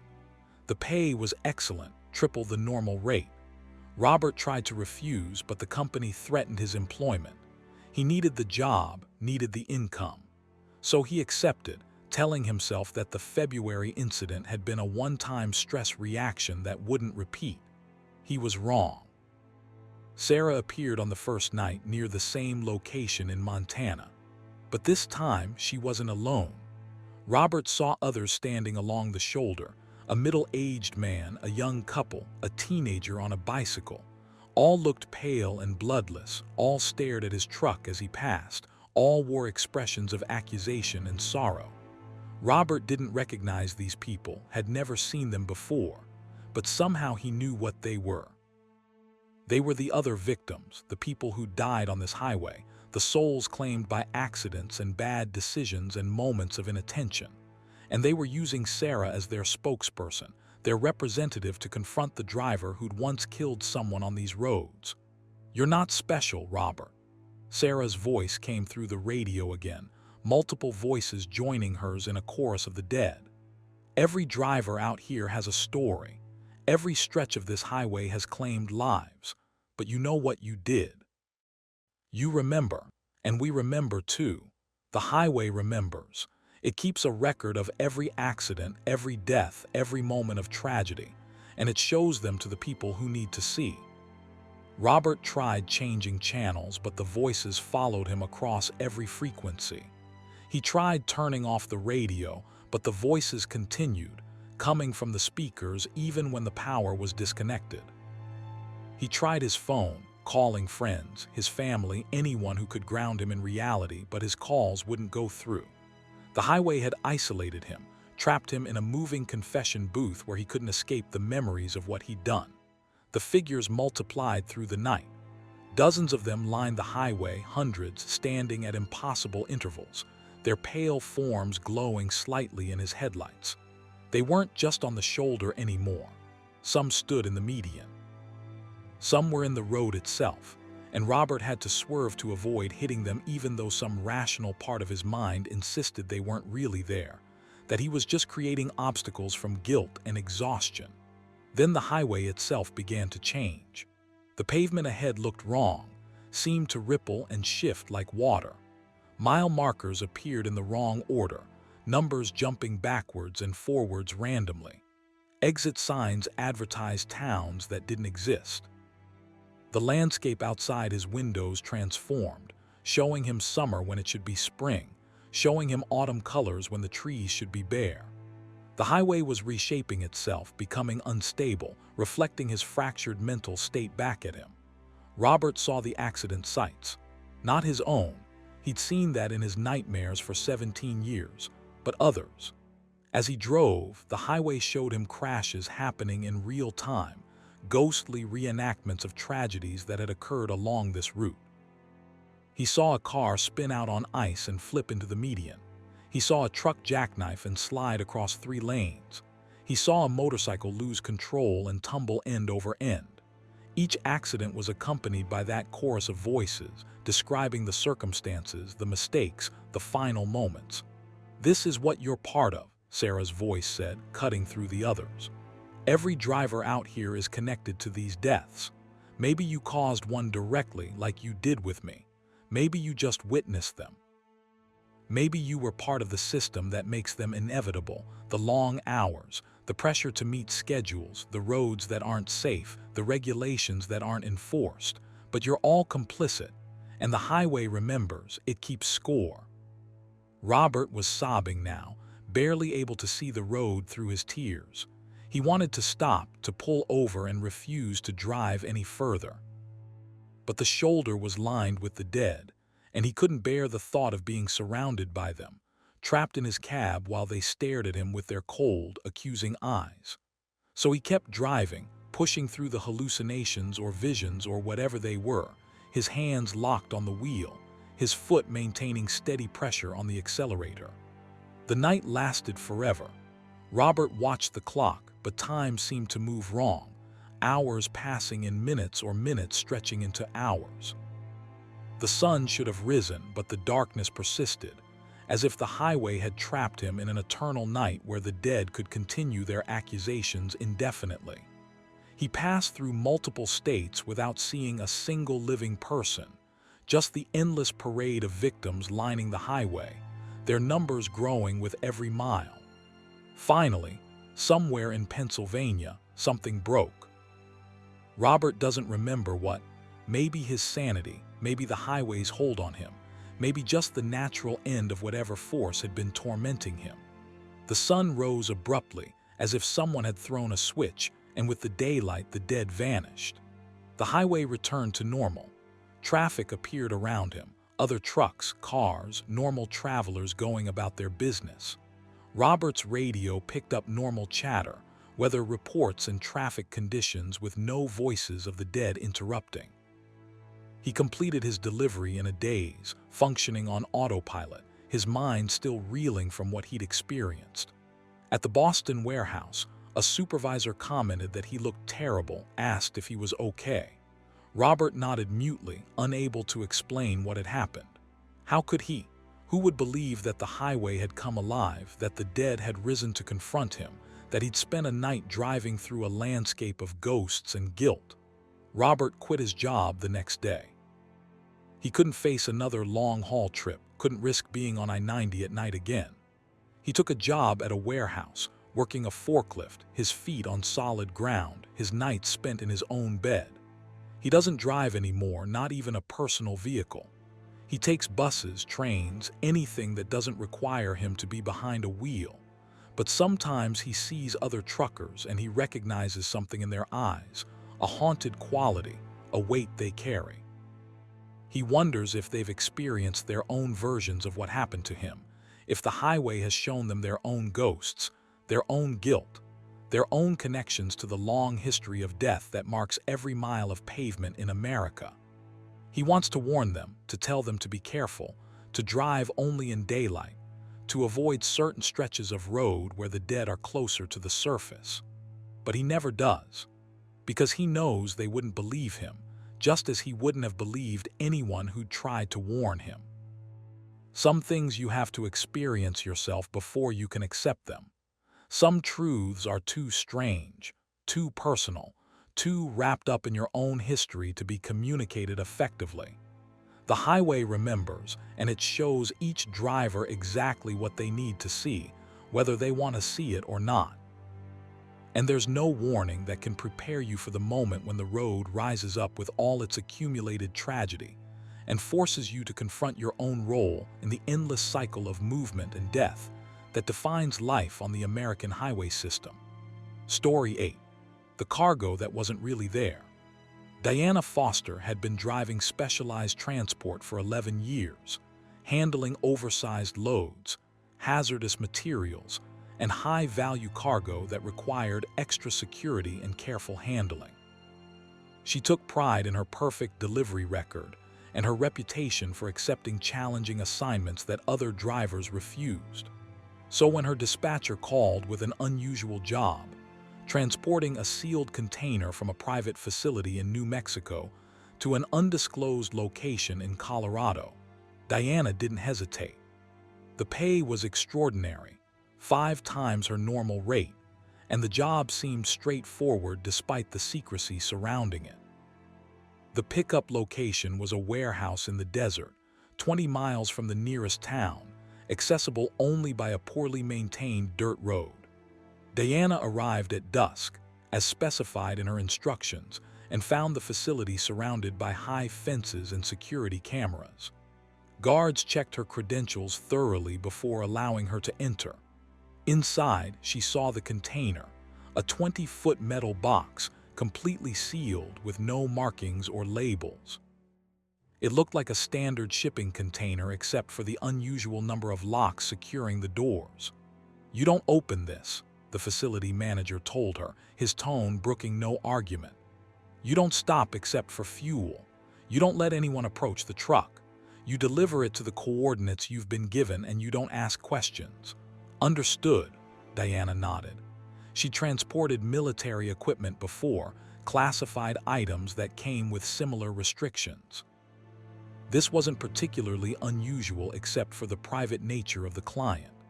The container was loaded onto her flatbed trailer with a specialized crane, secured with reinforced straps and covered with a tarp. Diana signed the paperwork and departed as the last light faded from the sky. The problem started about 2 hours into the drive. Diana was on Highway 64, heading northeast toward Colorado, when she heard the sound. It came from the cargo area, a low, rhythmic thumping like something heavy shifting inside the container. Diana checked her mirrors. The container was secure, the straps tight, the tarp in place. But the thumping continued, growing louder and more insistent. It had a pattern to it, almost like a heartbeat or like someone hammering on metal from inside. Diana pulled over at the next wide shoulder and walked back to inspect the cargo. Everything looked fine. The container hadn't shifted. The locks were intact, but when she put her hand on the metal surface, she felt vibration, a steady pulse that matched the rhythm of the thumping sound. And the container was warm, noticeably warmer than the cool night air, as if something inside was generating heat. She called her dispatcher. "I'm getting some unusual readings from the cargo. It's making noise and it's warm. Should I be concerned?" "What kind of noise? Like someone knocking from inside, or like something shifting around?" There was a long pause. "Is the container secure?" "Yes, completely." "Then ignore it. Whatever's inside can't get out. Just deliver it as instructed." The non-answer troubled Diana more than any explanation would have. What kind of cargo knocked from inside? What was she really transporting? She de-signed a non-disclosure agreement, but she'd assumed the cargo was equipment or materials, not something that could move or make noise. For the first time, Diana considered refusing the job, unhooking the container and walking away. But she'd already been paid half the fee up front, and the contract included severe penalties for non-completion. She got back in the cab and continued driving. The thumping persisted, sometimes fading to barely audible, sometimes intensifying until it seemed to shake the entire truck. Diana tried to ignore it, focusing on the road, but the sound worked its way into her consciousness, becoming impossible to dismiss. And with it came other sensations. The cab temperature fluctuated wildly from frigid cold to stifling heat, despite the climate control working normally. The air took on a strange quality, thick and somehow pressurized, making it difficult to breathe deeply. Around midnight, Diana's headlights illuminated something on the road ahead. At first, she thought it was an animal, but as she got closer, she saw it was too large, too wrong in its proportions. The thing was roughly humanoid but elongated, its limbs too long and angular. It stood in the middle of her lane, and Diana had to swerve to avoid hitting it. As she passed, the thing turned to follow her movement, and in that moment her headlights caught details she wished she hadn't seen. A face that was almost human but not quite, features arranged slightly wrong, eyes that reflected light like an animal's. Diana accelerated, her heart pounding. In her side mirror, she saw the thing was chasing her, running at impossible speed, its long limbs carrying it faster than any human could move. It kept pace with her truck for nearly a mile before finally falling behind and disappearing into the darkness. Diana grabbed her CB radio, but before she could call for help, she heard something. Scratching. Coming from the top of her cab. Something was on her truck. Diana braked hard, hoping to throw whatever it was off, but the scratching continued, moving across the roof toward the front of the cab.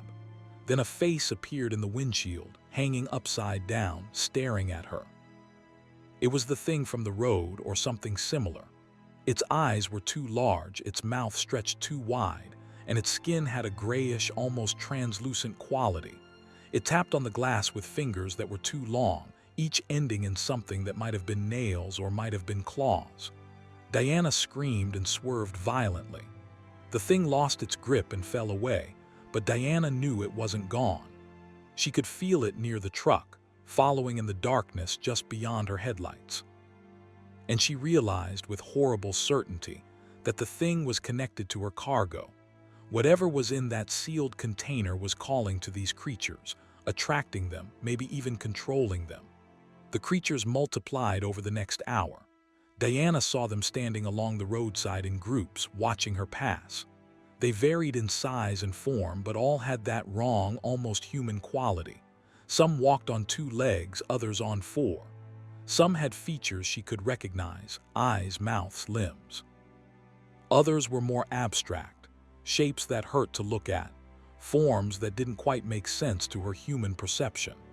They followed her truck in a growing procession, staying just at the edge of her vision, never attacking but always present. The thumping from the container had changed. Now it sounded less like knocking and more like breathing, a massive inhalation and exhalation that made the entire container expand and contract slightly.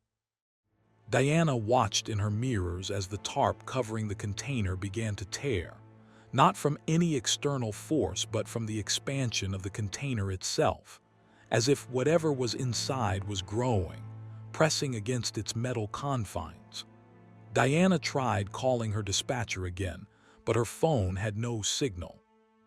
She tried the CB radio, but every channel was filled with strange sounds, whispers in languages she didn't recognize, clicking noises that might have been communication or might have been random static, and underneath it all, that same rhythmic breathing that was coming from the container. A sign appeared in her headlights: "Welcome to Colorado." She decrossed the state border without realizing it, which meant she was getting close to the delivery coordinates. Diana pulled up the GPS location she'd been given. It was in the mountains, at least an hour off the main highway, accessible only by forest roads. The route would take her through isolated wilderness where cell service was non-existent and help was unavailable. She would be completely alone with the container and whatever was inside it. Diana made a decision. She couldn't complete this delivery. Whatever she was transporting, it wasn't safe, wasn't normal, possibly wasn't even legal. The extraordinary payment suddenly made sense. They needed to find a driver desperate enough or naive enough to transport something that no reasonable person would agree to carry. She looked for a place to abandon the truck, somewhere she could unhook the container and walk away. But the creatures wouldn't let her stop. Every time she slowed down, they moved closer, surrounding the truck, their wrong faces pressed against her windows and mirrors. They didn't seem hostile exactly, but they were insistent, herding her forward, forcing her to continue toward the delivery location. Diana realized she had no choice. She had to complete the delivery, not because of the contract or the money, but because these things would not allow her to stop until the container reached its destination. The forest road was narrow and winding, barely wide enough for her truck. Trees pressed close on both sides, their branches scraping against her trailer. The creatures followed through the forest, moving between the trees with unnatural speed and agility. Diana's headlights caught glimpses of them, dozens now, maybe hundreds, all converging on the same destination she was heading toward.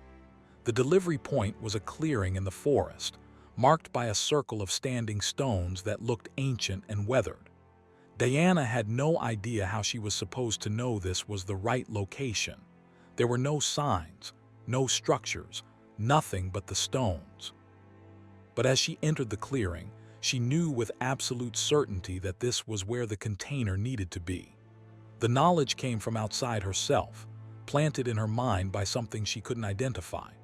She stopped the truck in the center of the clearing and climbed out on shaking legs. The creatures surrounded the clearing but didn't enter, as if the stone circle formed a boundary they couldn't or wouldn't cross. Diana approached the container, her hands fumbling with the straps and tarp. She needed to release it, to leave it here and flee before whatever was inside emerged. As she worked, she heard voices. Human voices chanting in a language she didn't understand. Figures emerged from the forest, people wearing robes, carrying torches, moving in a ceremonial procession toward the container. They ignored Diana completely, acting as if she wasn't there, focused entirely on the sealed metal box she'd delivered. One of the robed figures approached Diana with a briefcase. He opened it, revealing stacks of cash, the second half of her payment. "Your job is complete," he said, his voice flat and emotionless. "Leave now. Don't look back. Don't tell anyone what you saw. The contract you signed includes severe penalties for disclosure, and we will enforce them." Diana took the briefcase and ran to her truck. She disconnected from the container with shaking hands, leaving it sitting on the flatbed in the center of the clearing. As she backed out of the forest road, she saw the robed figures surrounding the container, their chanting growing louder. And she saw the locks beginning to glow, heating up, melting away as whatever was inside prepared to emerge. Diana drove through the night without stopping, the empty flatbed bouncing behind her. She didn't look back. She didn't want to know what had been in that container, what those people had been trying to summon or release, what those creatures had been waiting for. She just drove, putting as much distance as possible between herself and that clearing in the Colorado mountains. When she reached civilization, she deposited the cash, paid off her debts, and immediately retired from trucking. She sold her rig, broke her contract with her company, and accepted the financial penalties without argument. No amount of money was worth another job like that one. She took a desk job, something stable and normal, where the most dangerous thing she faced was carpal tunnel syndrome. But sometimes, late at night, Diana hears sounds that remind her of that thumping rhythm from the container. She hears it in her heartbeat when she's anxious, in the footsteps of neighbors in the apartment above, in the rhythm of rain on windows. And she wonders what emerged from that container after she left, what those robed figures released into the world, what role she played in bringing it to its destination. She wonders if those creatures are still out there, multiplying, waiting for the next delivery, the next sealed container carried by the next unsuspecting driver who thinks they've seen everything the roads have to offer. Diana never found out who hired her or what organization arranged that delivery. The company name on the contract was fake, leading to a dead-end office that had been rented for a single day and then abandoned. The dispatcher who gave her the job disappeared, his phone disconnected, his employment records erased. It was as if the entire operation had existed only for that one night, that one delivery, and then dissolved into smoke, leaving Diana with only her memories and the money she was paid to bring something terrible to a place where it could be unleashed upon the world. Story 9. The radio station that knew too much. Kevin Martinez had been a long-haul trucker for 19 years, and during that time, he developed a routine that included scanning radio stations as he drove through different regions, looking for music, news, or talk shows to break up the monotony. He kept a small notebook where he recorded interesting stations, noting their frequencies, locations, and what kind of content they broadcast. It was a harmless hobby that made the long hours pass more quickly.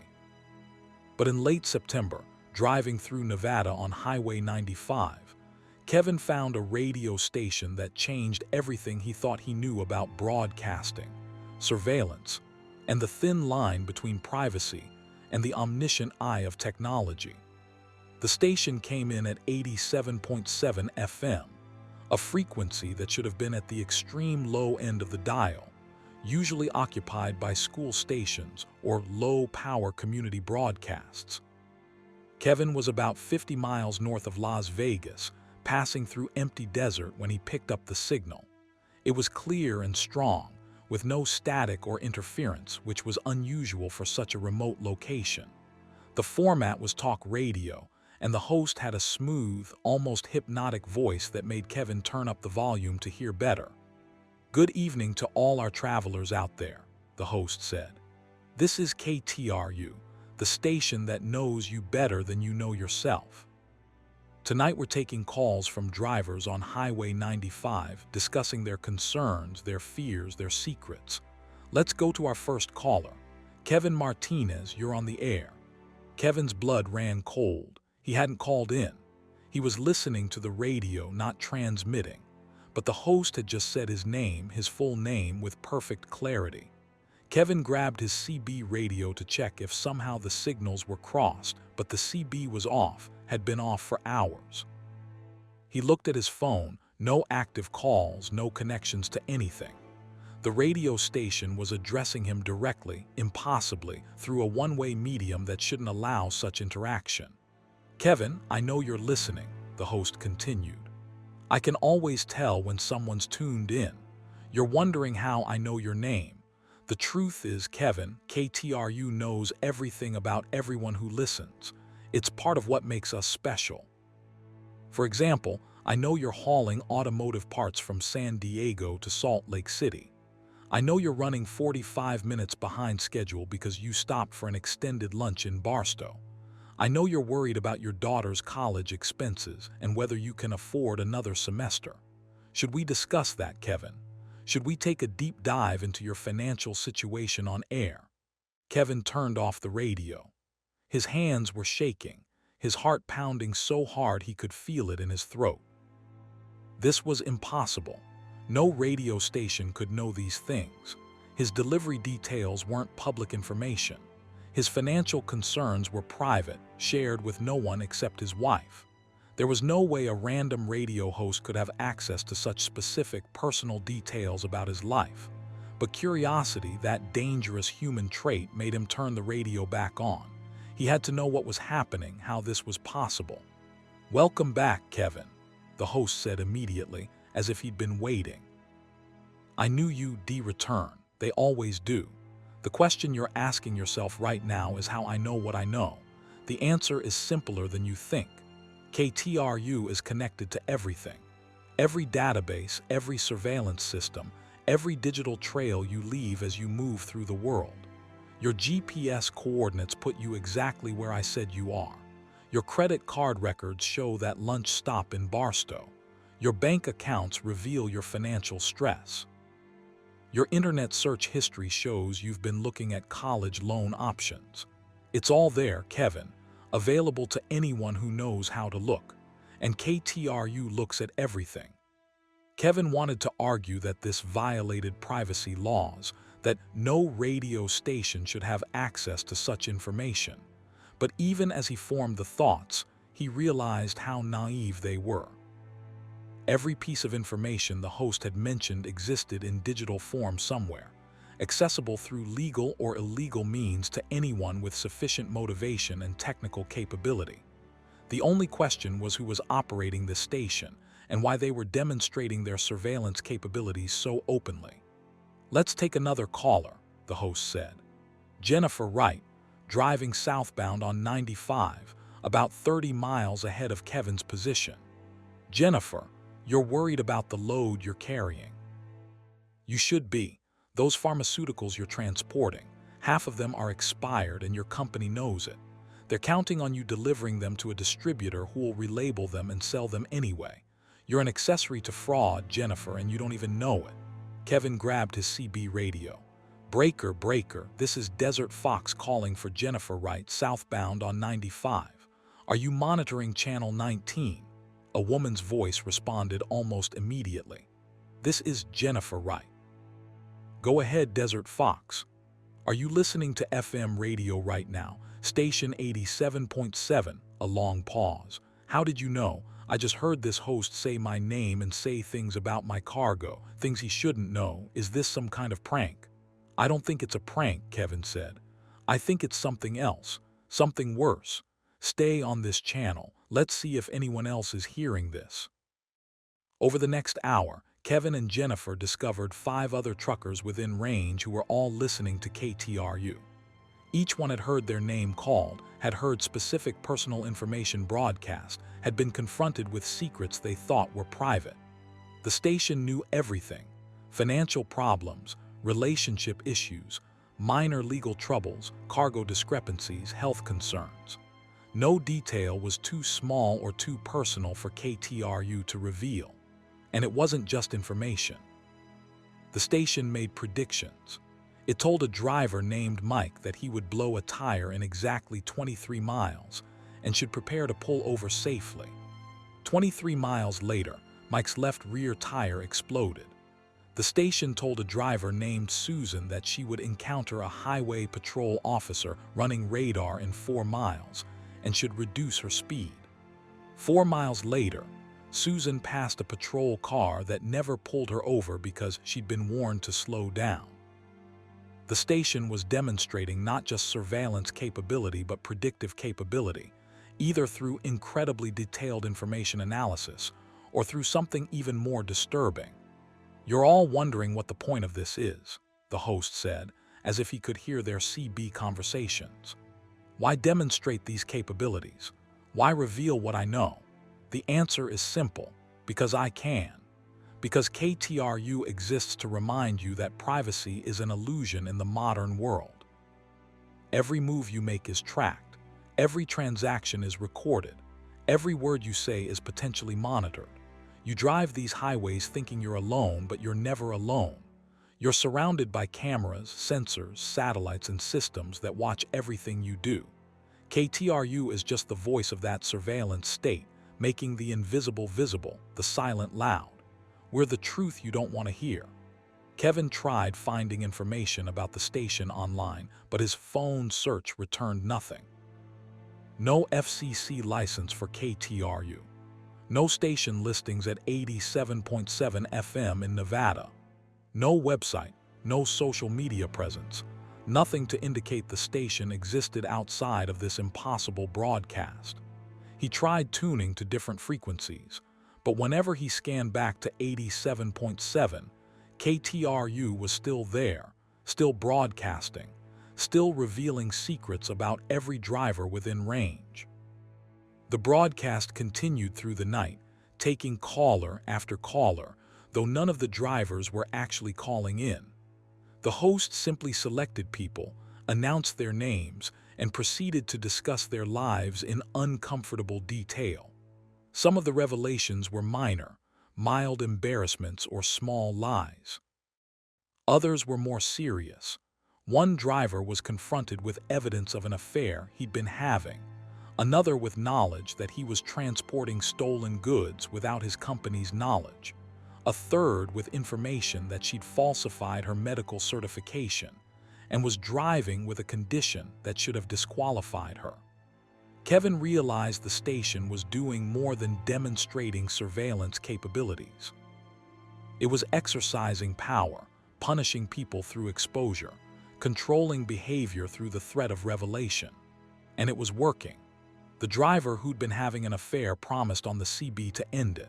The one transporting stolen goods said he'd report it to authorities. The woman with the falsified medical certification said she'd turn herself in. KTRU was acting as judge and confessor, extracting compliance through the simple expedient of knowing everything and being willing to broadcast it.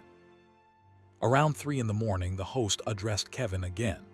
"You've been very quiet, Kevin, but I know you're still listening. You're trying to figure out who's behind KTRU, what the purpose is, whether you should report this to authorities. Let me save you some time. You could report it, but what would you say? That a radio station knew your name, that's not illegal. That it knew public information about your delivery, also not illegal. That it made accurate predictions, still not illegal.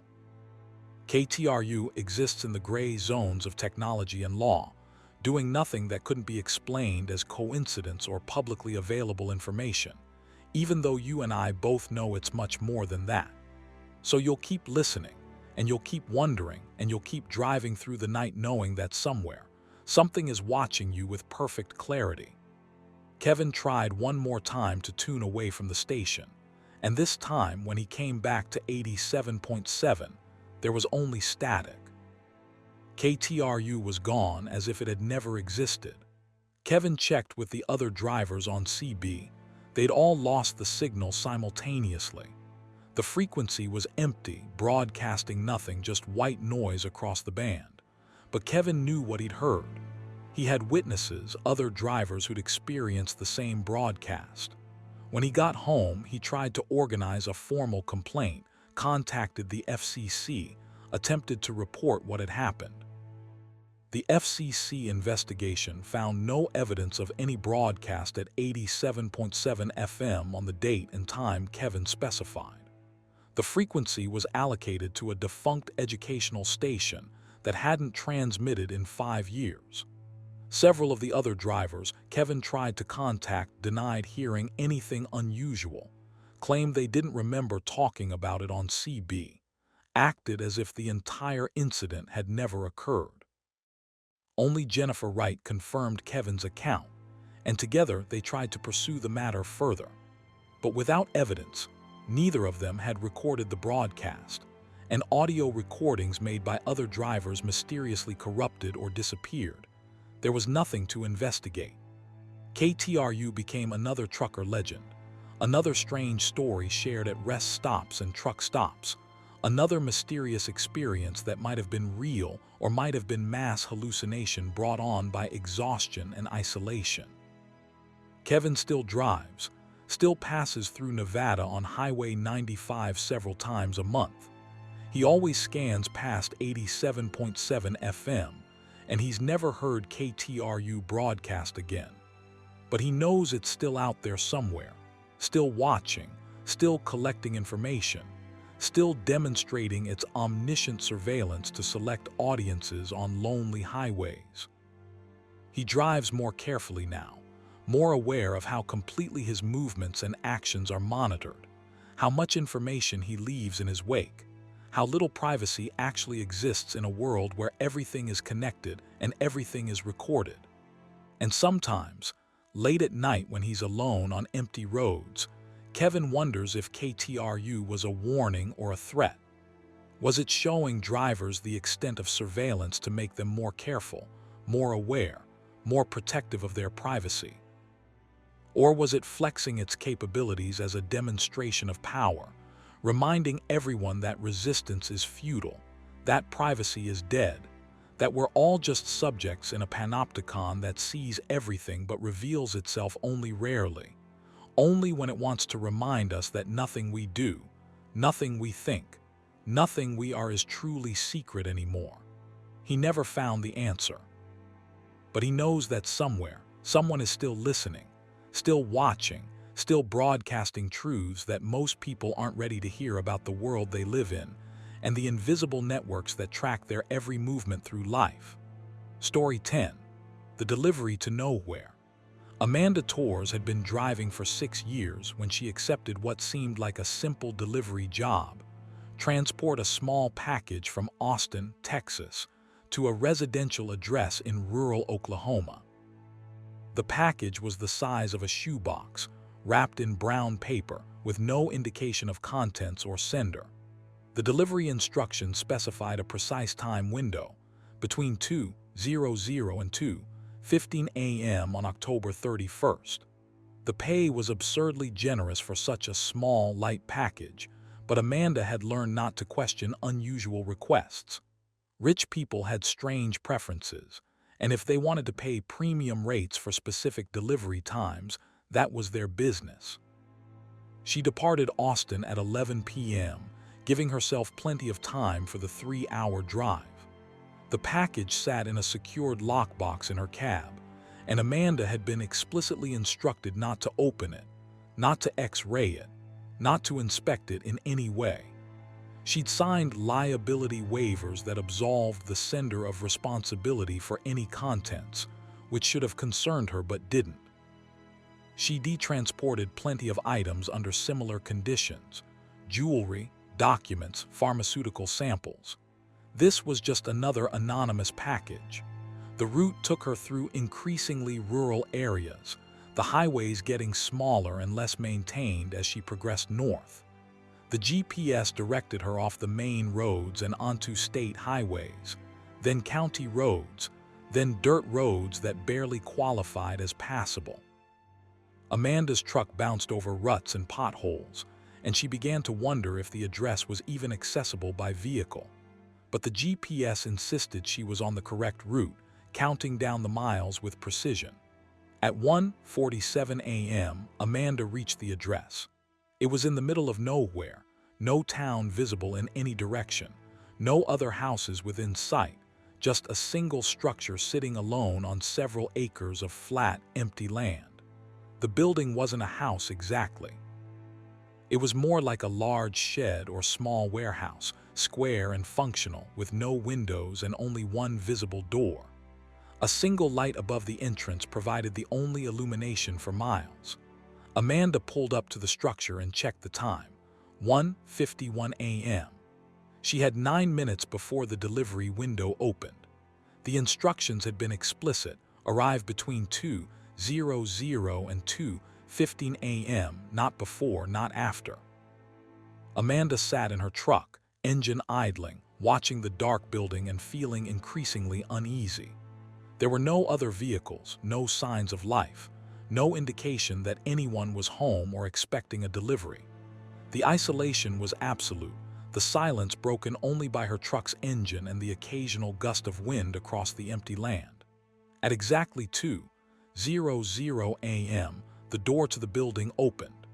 A figure stood in the doorway, backlit by interior lights that Amanda couldn't see past. The figure raised one hand, beckoning her forward.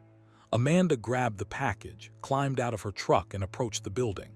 As she got closer, she could see the figure was a man, perhaps in his 50s, wearing ordinary clothes, jeans, and a flannel shirt that somehow seemed wrong, as if they were a costume rather than actual clothing. "You have the package," the man said. It wasn't a question. "Yes, I need a signature for delivery." The man smiled, an expression that didn't reach his eyes. "Of course. Come inside for a moment. I'll sign your paperwork." Amanda hesitated. Every instinct told her not to enter that building. But the man was already stepping back, holding the door open, waiting for her to follow. And she'd driven 3 hours for this delivery. She couldn't complete it standing outside. She needed that signature. So she stepped through the door, package in one hand, delivery tablet in the other. The interior of the building was not what she expected. Instead of the open warehouse space or industrial interior she'd imagined, she found herself in what appeared to be a normal living room: couch, coffee table, television, bookshelves. But everything was slightly off. The furniture was too clean, too perfectly arranged. The books on the shelves were uniform in size and color, generic in a way that suggested they were props rather than reading material. The television was an old CRT model that hadn't been manufactured in decades. And the walls had no windows, no doors except the one she'd entered through. "Set the package there," the man said, gesturing to the coffee table. "I'll sign your tablet." Amanda set the package down and handed him the tablet. While he signed, she looked around more carefully. There were other people in the room. She hadn't noticed them initially, but now she saw them sitting in chairs against the walls. A woman, 2 children, an elderly man. All wore normal clothes. All sat perfectly still, watching Amanda with expressions that were blank and neutral. None of them blinked. "Thank you for the delivery," the man said, handing back the tablet. "You can go now." Amanda wanted to leave. Everything about this situation screamed danger, wrongness, something fundamentally off about this place and these people. But she'd been trained to be polite, to maintain customer service standards even in strange situations. So she said, "What's in the package, if you don't mind me asking?" The man's smile widened, still not reaching his eyes. "Seeds, very special seeds. They grow into, well, you wouldn't believe me if I told you, but thank you for bringing them at the right time.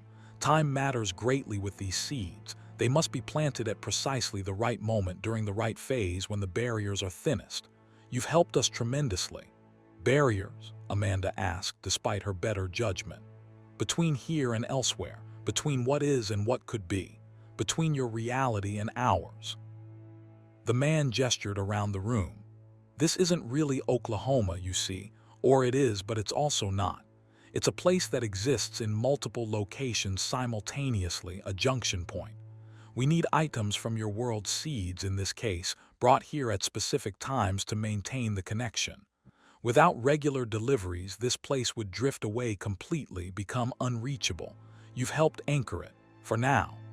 Amanda backed toward the door. The people sitting against the wall still hadn't moved, still hadn't blinked. She realized they weren't breathing either. Whatever they weren't human or weren't entirely human anymore. "I should go," she said, her voice tight with barely controlled fear. "Yes, you should," the man agreed. "Thank you again. Oh, and Amanda, don't come back. This delivery was a one-time thing. If you try to return, you'll find nothing here. The building will be gone. The address won't exist.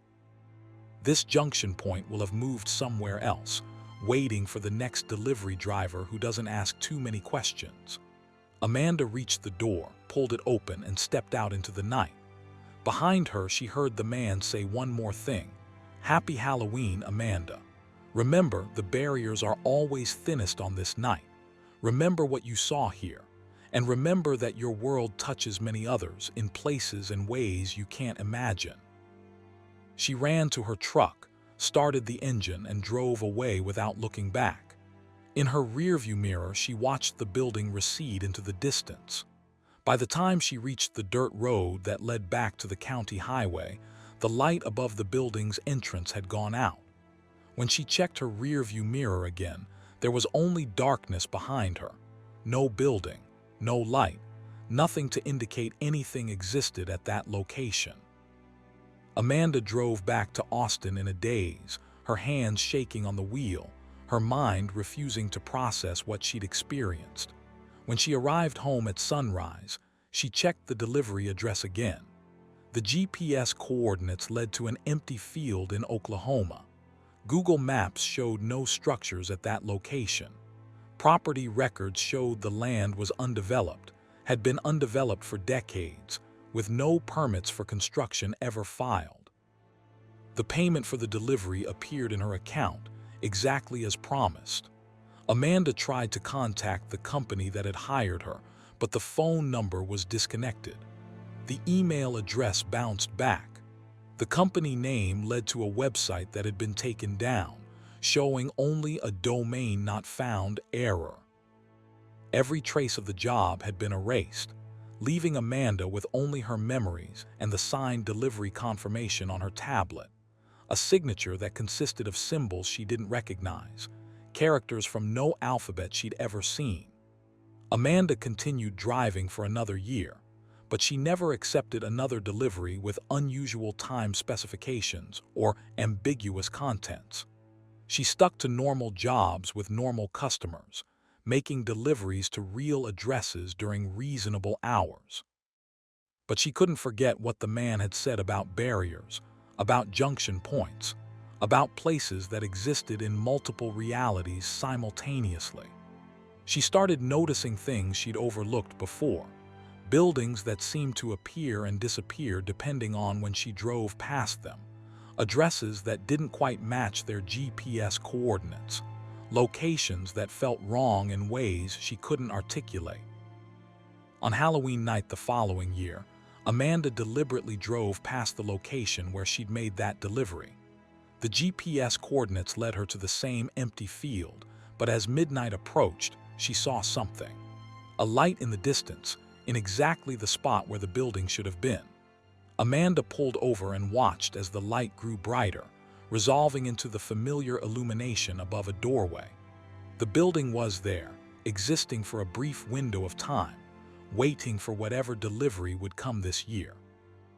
Amanda drove away. She didn't want to know what got delivered this time, what seeds or items or things from her world were being used to anchor that impossible place to reality.